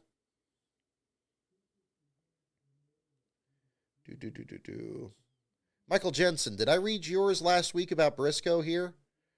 Briscoe getting a good finish in Truex's backyard. I hope I did. If I didn't, definitely read that there as well. Yeah, missed a few weeks here because of work. Good to see Briscoe get a good finish in Truex's backyard. Too bad the Xfinity race was shortened because that was setting up to be a great last 50 laps. This again from last week at Dover. Just catching up here. Just make sure I got Michael Jensen's super chat here for $10. So again, thank you for that there as well. Yeah, definitely. I think the Xfinity race, especially when we had Jake Finch and LeVar Scott making their debut, I think we only got a taste of like how good they could be. And good on the article. What was it? Was it Gluck or somebody else did an article on LeVar Scott's effort to qualify for the race? That was really well done. I enjoyed seeing that as well. But hopefully we'll see more of those drivers in short order here as well. Moving on to this week's here. Again, Beast of Metal, thank you again for the super chat for $10. NASCAR using the lawsuit is, well, this is your words, not mine. NASCAR using the lawsuit as an excuse to establish control over entry list sizes is an act of corporate totalitarianism. I don't care that the RTA runs on fraud. I hope NASCAR takes a 10-figure loss. Again, I don't know what's happening there. We had a little bit of a discussion on that on Dominic's show there as well. Again, Jerry Jordan and I were also kind of discussing kind of the discovery process and maybe what could potentially be happening before the case in December. Again, it's interesting because, like, yeah, I mean, you do have the entryless deal, which was like a big part of the RTA's agreement, and have the field at 40 cars. And now, like, I think there's a lot of this where, both parties are kind of, in unfamiliar territory on this. Like, I mean, when they had this agreement over the charter system, did they anticipate that 6 charters would be held but not given to somebody else or sold to somebody else? Did they anticipate a situation where NASCAR is going to be sued over it? And was that going to just end the contract together? We've even heard discussions about if these teams should pay back the money that they've already been paid up to this point. I think they're all figuring this out, and certainly the attorneys on both sides, I'm sure, are figuring that out and figuring out what's going to be happening there at the same time. But I don't know the solution there. It's certainly possible. I understand your skepticism, Beast of Metal, because it's very possible that maybe something that's done publicly is done to help them out, make it a more favorable outcome for them in the lawsuit, or maybe push a settlement forward, or whatever the case may be. There's always a lot of twists and turns when it comes to this. As to feeling confident about what's happening, I'm not sure. I hate to not have anything satisfying to say on that. It could be a double-edged sword. It could be something that maybe is perceived as a way to extend an olive branch to these two teams, whatever NASCAR's feelings may be to these two teams, or it could be something that, is going to be something that's going to further the team's argument that NASCAR is a monopoly and that they deserve, some restructuring or whatever that is. We'll find out. We'll find out what the case is. But we'll see if both sides make their intentions known. A lot more coming up. Michael Jensen, thank you for your super chat for $5. I was very curious of the decision to put Dean Thompson in the Sam Hunt car at the beginning of the year, but he's had a very solid year. Thank you again. Yes, thank you for the super chat there. And I'd agree. I mean, Dean's a great guy. I mean, I really, I can't help but laugh a little bit because he was the guy that bought up some of the last car certificates that I printed out last year, and he was giving them out to his roommates because he was with, I think he was with Dawson Cram and Lawless Allen. And then Allen's was really interesting because then I got to see Allen win the Talladega ARCA race this year.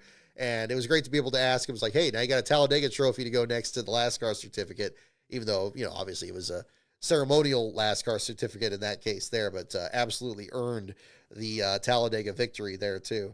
Dean has done, I think, behind the wheel. I didn't expect him to transition that well from the truck series. It seemed like they were having a lot of issues there.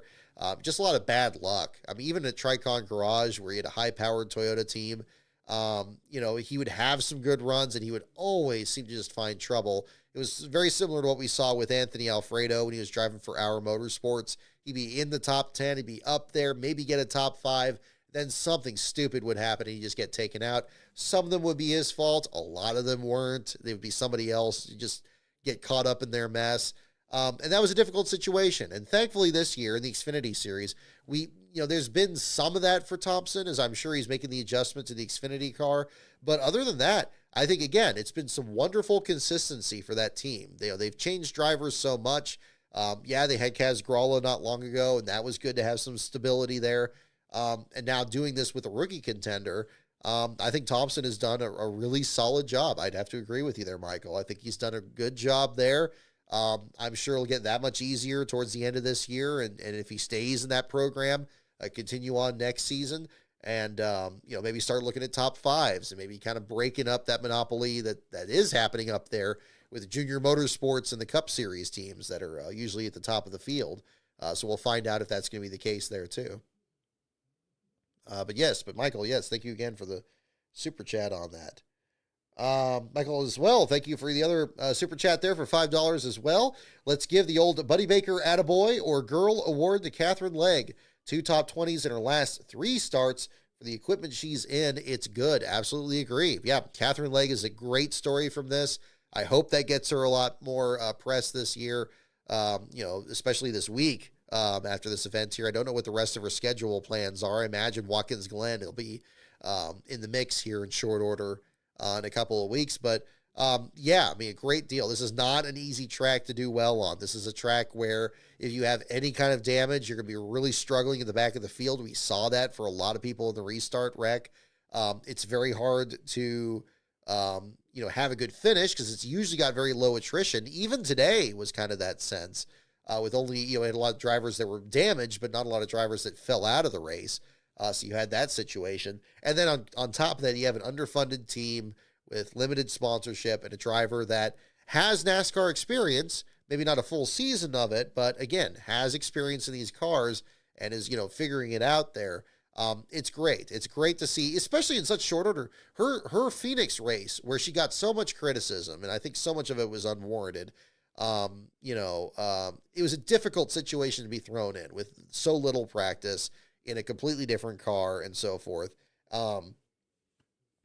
She performed as well as she could. In fact, didn't get last place in that race too, it must be said, if we want to measure it by that metric. But yeah, she did a fantastic job out there today, reminiscent of what we saw with Timmy Hill and the Garage 66 team a few years ago when Casey Kane won. Good on her. I think it's a great story, and it's going to add much more to this event there too. So we'll see what happens on that. Yes, and Michael, thank you again. My goodness, buddy, you didn't have to send this many super chats, but thank you for doing so. For $2, first open car to win since SVG in the 91. Yes, there you go. So yes, so not Allmendinger back in 2021, but yeah, Shane Van Gisbergen's win in the next gen car at the inaugural Chicago Street Course race. Yes, that being the first open car win since then. Bizarre circumstances, but sometimes strange things do happen in the sport that way. And Bowser Jr. XD, thank you for your super chat for $4.99. Thank you again. Leg's 17th place finish beats her best Indy 500 finish of 22nd. Ended up typing my last place finish notes and watching the race from a plane in AK in Alaska. Right on. Okay. Well, very cool. Well, yes, so there you go. I mean, yeah, even better than her best Indy 500 finish. I mean, what does that tell you? Absolutely incredible. And doing it, I'm sure she had an even probably stronger team in the Indy 500 than driving for the Live Fast team. And again, nothing against BJ McLeod, quite the opposite. They're doing it the smartest way they can. They made a great profit off selling that charter. They're now out of the week-to-week doldrums where they would just lose a lap at the beginning and get the setup right, but then be 5 laps down at the finish. Now they're able to run the races that they're good on and, sell some rides here to drivers that are, getting experience out there. We saw Sheldon Creed drive for this team before, and now Catherine Legg this year. Yeah, it's great. It's a great effort, and I'm glad to see that it's up there too. Oh, and Bowser Jr., oh goodness, thank you again for the super chat for $4.99 here on this. I forget if it was brought up here, but an incredible moment for Dale Jr. and JRM to get 100 wins. The next highest non-cup team is PPC Racing with 33. I did not know that. Thank you for bringing that up. About the PPC Racing deal there. I thought there was kind of a closer margin there, but yeah, that puts it in perspective there. Yes, I talked about it very briefly on here, but it does deserve another mention here as well. Yeah, kudos to the folks over Junior Motorsports. I know they were disappointed, as Allgaier was when they got in that incident, and Allgaier couldn't be the one to get him that 100th win, especially for how many of them he's brought to this point. But Connor Zillich put the exclamation point on it there with a dramatic battle there at the end with Sam Mayer and Taylor Gray and Kyle Larson. I thought he did a fine job out there. And it really does speak to just, how much that team has accomplished since 2008 and making a name for itself. And, now in the same year that they made their first Cup start too. Can't overlook that. That 40 car is still selling merch well. They had all that over at Sears Point there as well. I don't know what the next effort for that's going to be or what the future of that holds. And, the unpredictability of where these charters are going or anything at the same time. But I think that's another part to look at there at the same time. But, definitely thank you for mentioning that. Yeah, congratulations to the folks over there, to Junior and to Kelly and the folks over there. All of them worked their tails off. Definitely deserve every bit of recognition that they've earned there, and what they've been able to accomplish. They've built a powerhouse there, and a feeder series with these drivers that always seem to find themselves certainly in the top 10 and often in the top 5 week to week in the Xfinity Series. They got a lot to be proud of in that organization. Let's see here. Again, I can see the comments here about Beard Motorsports, Brock Beard Motorsports, and LASCAR Motorsports. That's fun. I like that. LASCAR Motorsports merged with Beard. Yeah, no relation. I talked about Jesse Love in the 62 car. I am not related to the late Mark Beard and the folks over there in the 62 effort there. But kudos to them for having some good runs. I guess they weren't up there as much in this one. I saw them in the bottom 5 early. Where did they actually finish? Look at the results here. 24th. I mean, that's not terrible. Second car, 1 lap down, right behind Allmendinger. I mean, that's pretty good. That's pretty good. Yeah, PPC. Oh, good point, Beast of Metal. Yeah, I think PPC was the 14 car in 2005. PPI is the Cal Wells team. That's the 32 and the 96 and the 97 in the Xfinity Series with Anthony Lazaro. But PPC, that was the Jeff Green team, wasn't it? The 10 car, the Nesquik car. Then I guess was PPC. Okay, now I'm trying to remember. I'm trying to do this without looking it up. I mean, was PPC the 97 the John Deere car when it was a Pontiac before it became Jack Roush's team in 98? Was that PPC or was that a different team? I know it's the one with the I think the one with the 14 in 2005. That may have been the same organization. We've seen teams disappear and come back. Maybe that was it. I think for Scott Riggs, that was MBV. I think that was a different one, Seb King. Good point. Oh, there's another one too. Yeah, John Andretti in 05. That sounds right. All clear for Bubba? Oh, that'd be, let's see. Do we have that confirmation? Let's make sure we get that caught up on here too. I don't see it here yet, but hopefully I'll check J-Ski here as well. Oh, yep, there it is. On J-Ski's page here. Inspection is complete. Following the Brickyard 400, there were no issues for Bubba Wallace. He is officially the winner and locked into the playoffs. So again, congratulations to Bubba Wallace on the victory. The cars of Chris Buescher and Christopher Bell, the two Chris's, will return to the R&D Center. So the 17 and the 20 to R&D. No news of lug bolt issues or anything like that. And again, Bubba Wallace with the win. So again, congratulations to Bubba Wallace, and Ross Chastain will be your last car article for the Cup Series side here.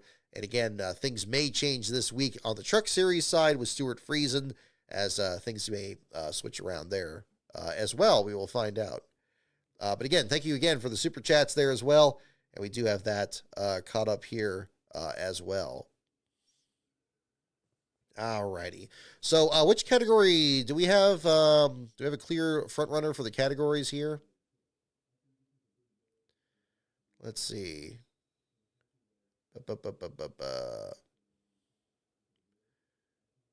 Let's see here. Okay. Yeah, I see you comment on the top 35 rule, Big G. I mean, that's possible. The problem was with the top 35 rule, it almost was the charter system because you did have people buy and sell those spots. And there were a lot of very complicated agreements that happened. And I think that's probably where their starting point was when they created this system, is just creating an actual market for it. Still with no oversight and still where the costs are skyrocketing and stuff. But I think that was kind of the starting point. So I'm not so sure the top 35 rule is the answer, because it's not really about earning your spot there either, because there was a lot of trade that was going on there during that too.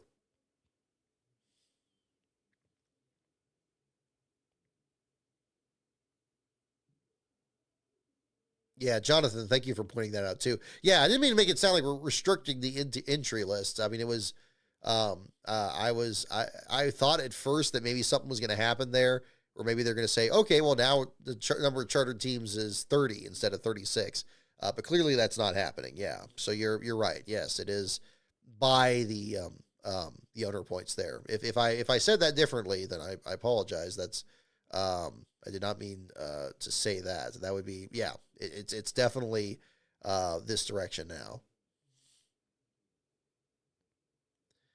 Let's see here. If NASCAR isn't willing to keep someone like Michael Jordan in the sport, why would anyone else even consider it? Well, yeah, there's that problem. There's that problem too. I'm sure a portion of NASCAR is upset that, you know, it came from 2311 among the other teams there on the other side of that case there. But we'll see. I just, you know, I have no clue where we're heading on that. Let's see here. Uh, bu- bu- bu- bu- bu- bu- Yeah. No, I don't like entitlements. I don't like things that lock people in. Like, where, oh, you don't have to worry about competing. I'm not afraid of competition. Competition should be something that's embraced. Like, you have something where, you know, kind of like Bisa Metal's mentioning. Yeah, you got people. It used to be big teams get sent home, or sponsored teams get sent home. It's like, well, you weren't fast enough. It's like you're not in. Like, okay, yeah, something screwed up in your car. That could have easily happened to the 3 or 4 people that beat you. You know, imagine something like that this weekend where Denny Hamlin wrecks and now he's not in the show. Like, I mean, it'd be crazy. It'd be crazy. But I mean, such a thing was possible. I remember back in 94, it was like that. They used to send the petty car was not always in the field. Imagine the 43 car not being out there. You always kind of picture it's always going to be a part of the field. There were a lot of races that car was not in the show because there were just that many entries and fully funded entries. It made qualifying really dramatic. And then the tire wars on top of it. It was crazy. It was crazy. You know, Harry Gant did not qualify for all of the starts that he wanted to make in his farewell tour for the same reason. Oh, Jonathan, thank you for reading the JD book. I appreciate you enjoying it. Thank you for checking it out. If you're interested in, if you haven't picked up a copy of my book, or if you're interested in that, I do have some in my own inventory that I can sign and send out. If you check out my website, lastcar.info, scroll down there. There's further details on that. Check out my eBay shop there as well. That's where I list those. Which category I need to go? Wow, we're so busy in chat today. I almost don't know what category to go with. Okay, here we go. Teams, tracks. Okay, I see a few for tracks. Looks like tracks is probably going to be the one. Okay, we'll do some track questions. I'm going to have some more water here in just a moment. But let me read the first question in the tracks category.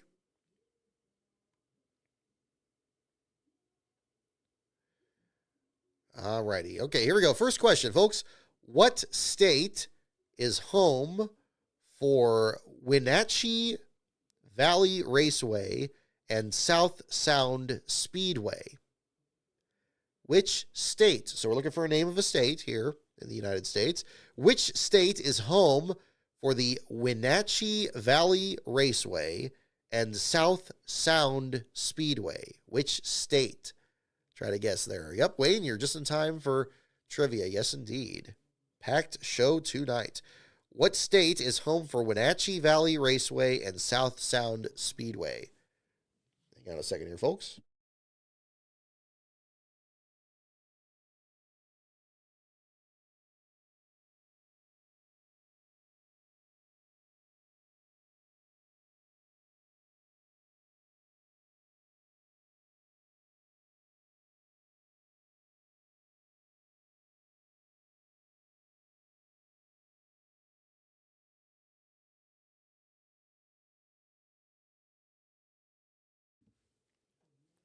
Alrighty. What state is home for Wenatchee Valley Raceway and South Sound Speedway? Yeah, again, it's late 80s. So yeah, or late 90s, excuse me. So it could be a different region. We got guesses for Tennessee, Washington, Wisconsin, Virginia.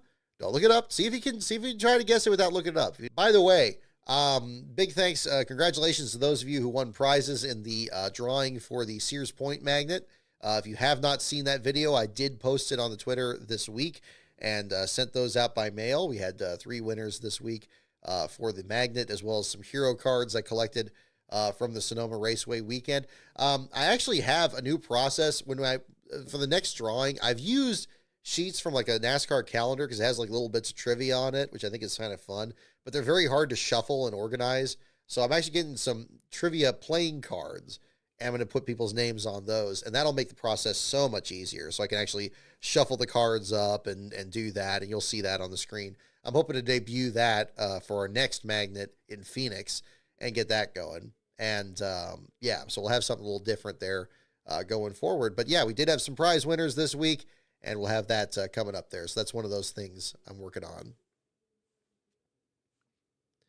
Yeah, South Sound. You are correct, GN NASCAR fan. That is one of the ones here. What state is home for Wenatchee Valley Raceway and South Sound Speedway? Yeah, I know. It's tricky. It's not talking about like cup tracks. You think that would be a bit easier. All righty. The answer is Washington. I think a few of you got that. Yeah, oh, yeah. A number of you got that. Washington. Wayne Stell, I think you were the first. GN NASCAR fan. Kevin. Nope, not quite Kevin. Excuse me. Got Luca James, 35. You got it as well. Michael King, you got it. Andrew Bremner.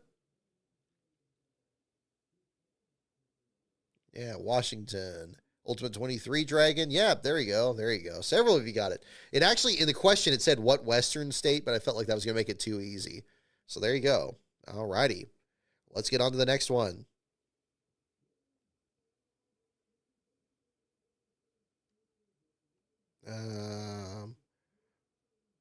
Okay, here we go. What track hosted the first 300-mile event on the 1998 NASCAR Winston Cup schedule? What track hosted the first 300-mile event on the 1998 NASCAR Winston Cup schedule?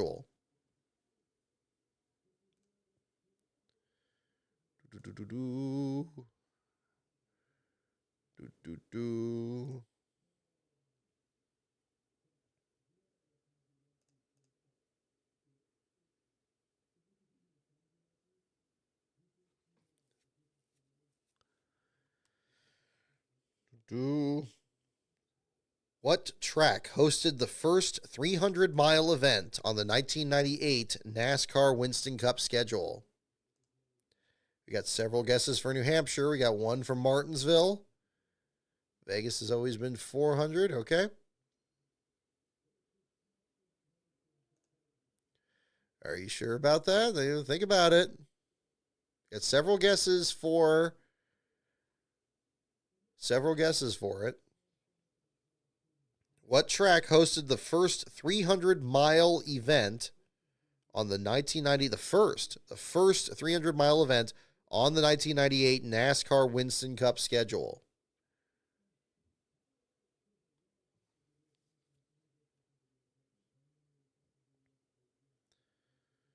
Alrighty. And for this one, I am looking it up here. It's like, hang on. It seems like it's going to be one thing.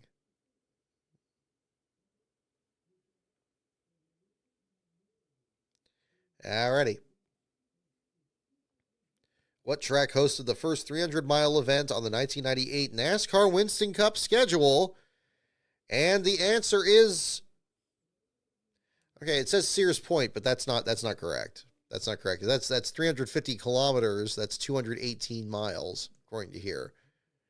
It says Sears Point, but I think those of you, I'm looking at Racing Reference here, those of you who guessed Richmond, you would be right, because that was 400 laps, 3/4 mile track, 300 miles. So yeah, that should be it on that. New Hampshire, several of you guessed New Hampshire, and that was the first thought too. Remember, it's a little over a mile in length, and according to Racing Reference, it shows that it's 317 miles. So if we're looking strictly speaking for the correct number, but yeah, this machine is definitely wrong. It's not Sears Point. It used to have, when it was 97, was it 300? I don't think it was 300 miles even when it was 74 laps. Let me see. It certainly wasn't by 98. No, it was only 186 miles. So yeah, it was 300 kilometers even back then. It was 300 kilometers and then became 350 kilometers. So yeah. Yeah, that's crazy. So yeah, it does not. So yeah, those of you who guessed Richmond, yeah, I would say that, because if you look at the results, if you look at the season in 98 and you look just at the mileage there, like I'm looking at Racing Reference here, Richmond in June 6th was before Loudon, which was July 12th. And in point of fact, Loudon still shows 317 on that for the full distance. So yeah, I would go with Richmond. So there you go. Yeah, 300 laps. It's tricky. It's tricky. A couple you did get at Richmond though. Yeah, I saw Charles Peterson get it. Tyler Johnson got it. Luca James 35 got it. There you go. Yeah, a number of you got it. There you go. Yeah, trick question, but yeah, this thing was incorrect. So if you get Sears point, I wouldn't award the point on that. Getting the question about which configuration of the track do you prefer? Both have their benefits. The carousel actually isn't bad. We did the green Sears Point video where Last Bro was driving my Nissan around there. We did the old configuration with the carousel, so that gives you actually a really good view of it. But I think with these cars, it's nice having more laps with the larger, with the chute. Turn 7 is usually where Last Bro sits, and he gets a great view of the cars coming over that crest and down into the chute, neither of which would be used if you went through the carousel. You do miss having that hairpin turn at turn 7, which is also a good passing zone. But the Budweiser bottleneck is still a great passing zone because you can overdrive that corner and it switches back on itself, especially since they got rid of the long sweeping curve into the S's from 98. The current configuration there, I think, is pretty nice. So as much as I like traditional things in the 74-lap race out there, it's nice having, it's nice having the chute. But what I would like though is if we had grandstands on the opposite side of the track and the cars using the drag strip to wind up and have a much faster entry to turn 1. I do miss that. That's something that's definitely changed in that same time that I do miss. So that would be another part of that too. Alrighty. So yeah, so Richmond I would put for that, not Sears Point on this.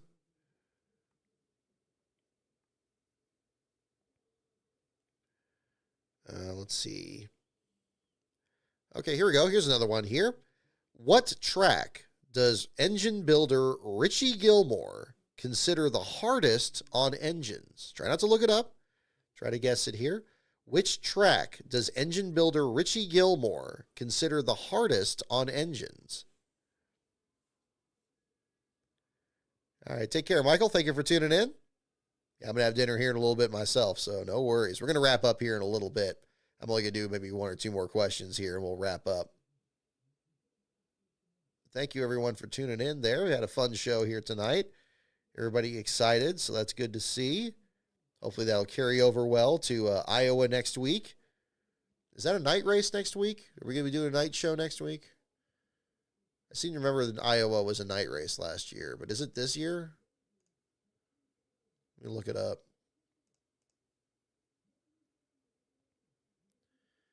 3:30 p.m. Eastern. Okay, so no. So it'll be day race. Okay. 3 p.m. Eastern. Okay. So yeah, so noontime out here. All right. Well, it will be a day race. We got a couple day races. We got Richmond coming up after Watkins Glen. That'll be our next night show. We got Daytona right then. Wow. Yeah, coming down to it. But a good stretch run here for NBC to take over. So we'll find out how it goes. Alrighty, what track does engine builder Richie Gilmore consider the hardest on engines? That is our question. I guess it's for Pocono. A lot of good Pocono guesses here. Atlanta, Dega, Andrew Bremner. Glad you like the Ty Dillon shirt. Pocono makes sense. I had to find. I was looking last week because I know I wore the Ty Gibbs shirt last week on the show, and I was like, yeah, I know I have a Ty Dillon one. I tried to remember which one it was, but yeah, it was the Gain car. One of my favorite things from that Bristol dirt race was that you had the 2 detergent cars that they had. There was the petty ones the first year, or the second year, I guess, that was on the 43 and the 42. And then the other year, there was the Colleague cars, and they had one was Tide and one was Gain on it. And that was great. Those are great paint schemes. I actually have the liquid color ones for the Colleague cars for both schemes because I thought they were just gorgeous. I thought they did a great job. And that was fun. So I do have this shirt, from the old Petty GMS team and the 42. Here, you can see that a little better. There you go. But yeah, always had a soft spot for that 42 team. I'm excited to see how well John Hunter Nemechek's doing.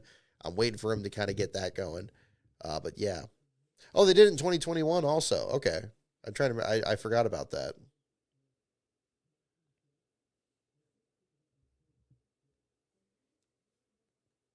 And ready. Let's get back to the question here. What track does engine builder Richie Gilmore considers the hardest on engines? And the answer is Martinsville. Martinsville is a correct answer, not Pocono. Pocono is a good guess. Pocono is a very good guess, but Martinsville is a correct answer. Yeah, no Kansas on here, Big G. It's still late 90s on this deal. Although that's a good guess. Today, you'd probably have somebody who would say that, honestly. They probably would. Kansas has become kind of a cage match, which is exciting. Yeah, Martinsville. I remember those old Performance Friction commercials they always played during the broadcast and talking about like how heated the brakes get and so forth. But yeah, Martinsville, it says, for engines. I mean, you do have to peg the RPMs. You got to just, just kind of do that all the time. So, alrighty. Let's see. Not that one. Not that one.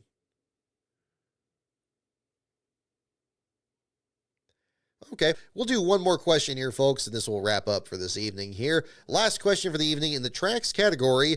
What track is home for the Petty Garden? That's the whole question. What track is home for the Petty Garden?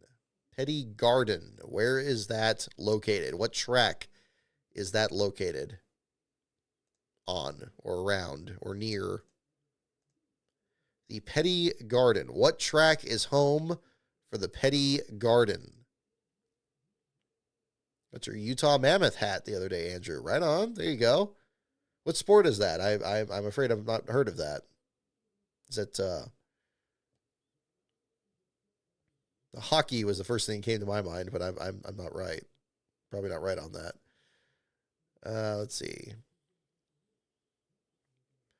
What track is home for the, quote, Petty Garden, Petty, of course, of the king and so forth? Alrighty.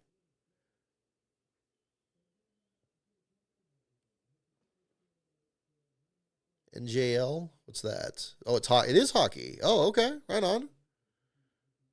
Cool. Mammoth makes sense for something ice related. I guess that's probably what it sounded like from context. Oh, that's formerly the Arizona Coyotes. Oh, I did hear about that. I didn't put that together. That was where they moved. Okay. There we go. Petty Garden is the question. What track is home for it? Give you guys a little more time here on that one. Daytona, Darlington, Charlotte, Rockingham, Martinsville. Several good guesses. Let's find out. Alrighty. What track is home for the Petty Garden? Here we go. Here comes the answer. It is Atlanta. Atlanta. How about that? Atlanta. Okay. This deserves some Googling because that does not sound familiar. Atlanta Motor Speedway. Well, I guess it's Echo Park Speedway. Maybe it doesn't show up now. Petty It's a Petty section. Petty Garden. Official track tours. Explore Georgia. Kings Hour. Okay. The Petty Garden is between the ticket office and the condominium building on the track property, according to Legacy Motor Club.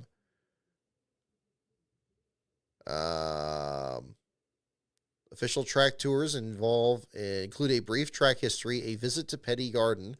I've never heard of this. Do they have pictures? Yeah, the ticket office. It's by the ticket office and the condominiums on the track property. Image. Oh, here we go. Here, I'll bring this up on the second screen. Let me switch this around.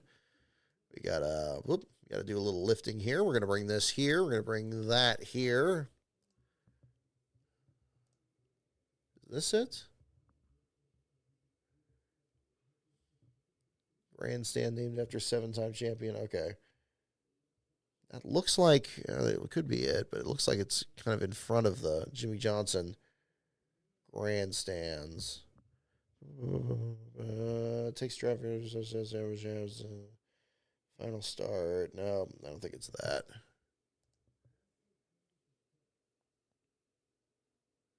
The Petty Garden statue. 11 reasons to escape Atlanta and visit the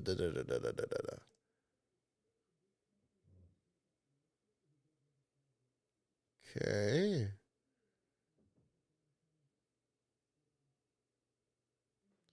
Here we go. We get gosh, I'm getting all these pop-ups here on this. Alrighty. Can I get that shrunk? Okay, hang on here, folks. Let's take a look here.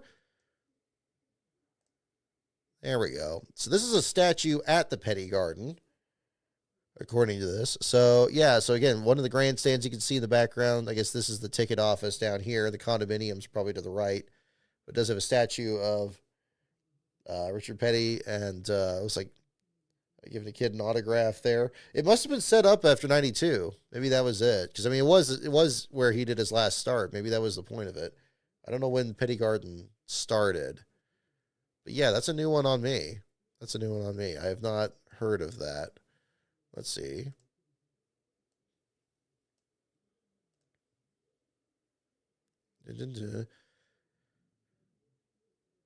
Yeah, look for the Petty Garden and statue erected to honor Richard Petty, who made significant contributions to stock car racing for 35 years. That's Petty Garden, Atlanta, founded. Atlanta Botanical Garden. No, that's different. That's 1976. I don't think it's this one. 84. I'm going to, yeah, I don't know. It must have started in 92. I would imagine they probably planted that, especially a statue there where it's him signing an autograph. That sounds to me like something they unveiled in 92. Does anybody else know anything on that? Well, that's interesting. Yeah, no, I didn't know about that. Well, hey, that's a good one to leave off on. Interesting. Yeah, hang on, Petty. Yeah, they named a grandstand after Jimmy Johnson, and it looked like it had a garden in front of it, but I don't know if that was the Petty Garden. How about track layout? Let's see, track layout, Echo Park Speedway. Sorry, I'm looking around my microphone boom here. Does the track layout kind of have a picture of it? Racetrack access. This might do it. Let's look at this one. This will do it. Hang on. How big is this? It's going to load. We get a load. Oh, it's too big. It's too big. Come on. Okay. Hang on. Fan zone, free experience. Okay, there's the condominium. That's that big one over in turn 4, it looks like. So it's got to be on this side. I think there's a tunnel there. I've never been to Atlanta Motor Speedway, so this is news to me. Okay, there we go. Here we go. We'll go back to the second screen here. We can kind of see what I'm looking at here. Yeah. Okay, so we got kind of the 3D view here. Okay, Earnhardt grandstands, Petty grandstands, information kiosk, gates, RV dump station. Okay, there's a menu, there's a legend to the right here. Fan zone, free experiences, fan stage, burnout wars. This is more like fan trailers that are at the track. Is it up here? I don't think it's up there. I think it'll probably be over by these Petty grandstands or the like maybe in this area here. That's number 1. Okay, those are shuttle stops. Yeah, okay. Not seeing it here. I imagine it would be here because there's the condominiums, there's the Petty grandstands, and ticket office is probably this building here, maybe something like that, or maybe over here. Yeah, hard to tell. But yeah, it's somewhere around there. So, yeah. So if anybody else finds any, if you're watching this after the fact, yeah, definitely if you find out more information on the Petty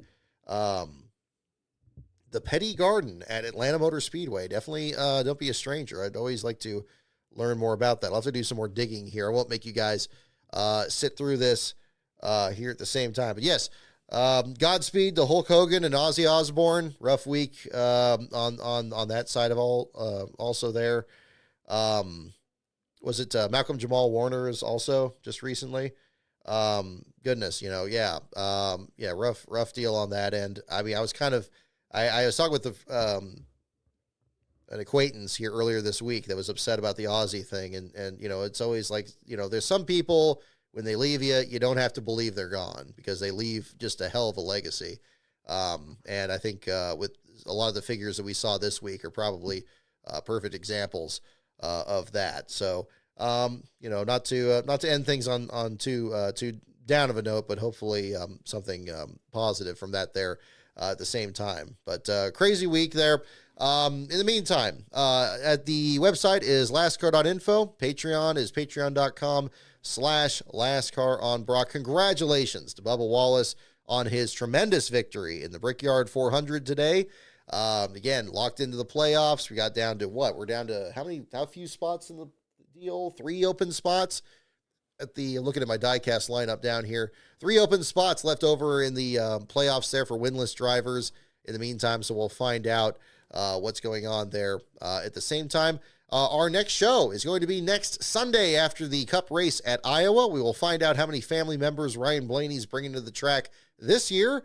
We will see if Sam Mayer can win his first Xfinity race of this season.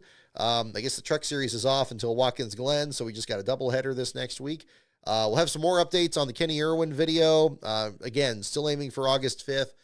Been kind of thrashing on that the rest of this week here and getting that going. So thank you, everyone, for tuning in. Thank you also to those of you from the Iceberg raid earlier today. Definitely make sure to follow his channel as well if you haven't. Yeah, I guess I'll see you all next time. So have a great week, everyone. I'll see you all on the next show.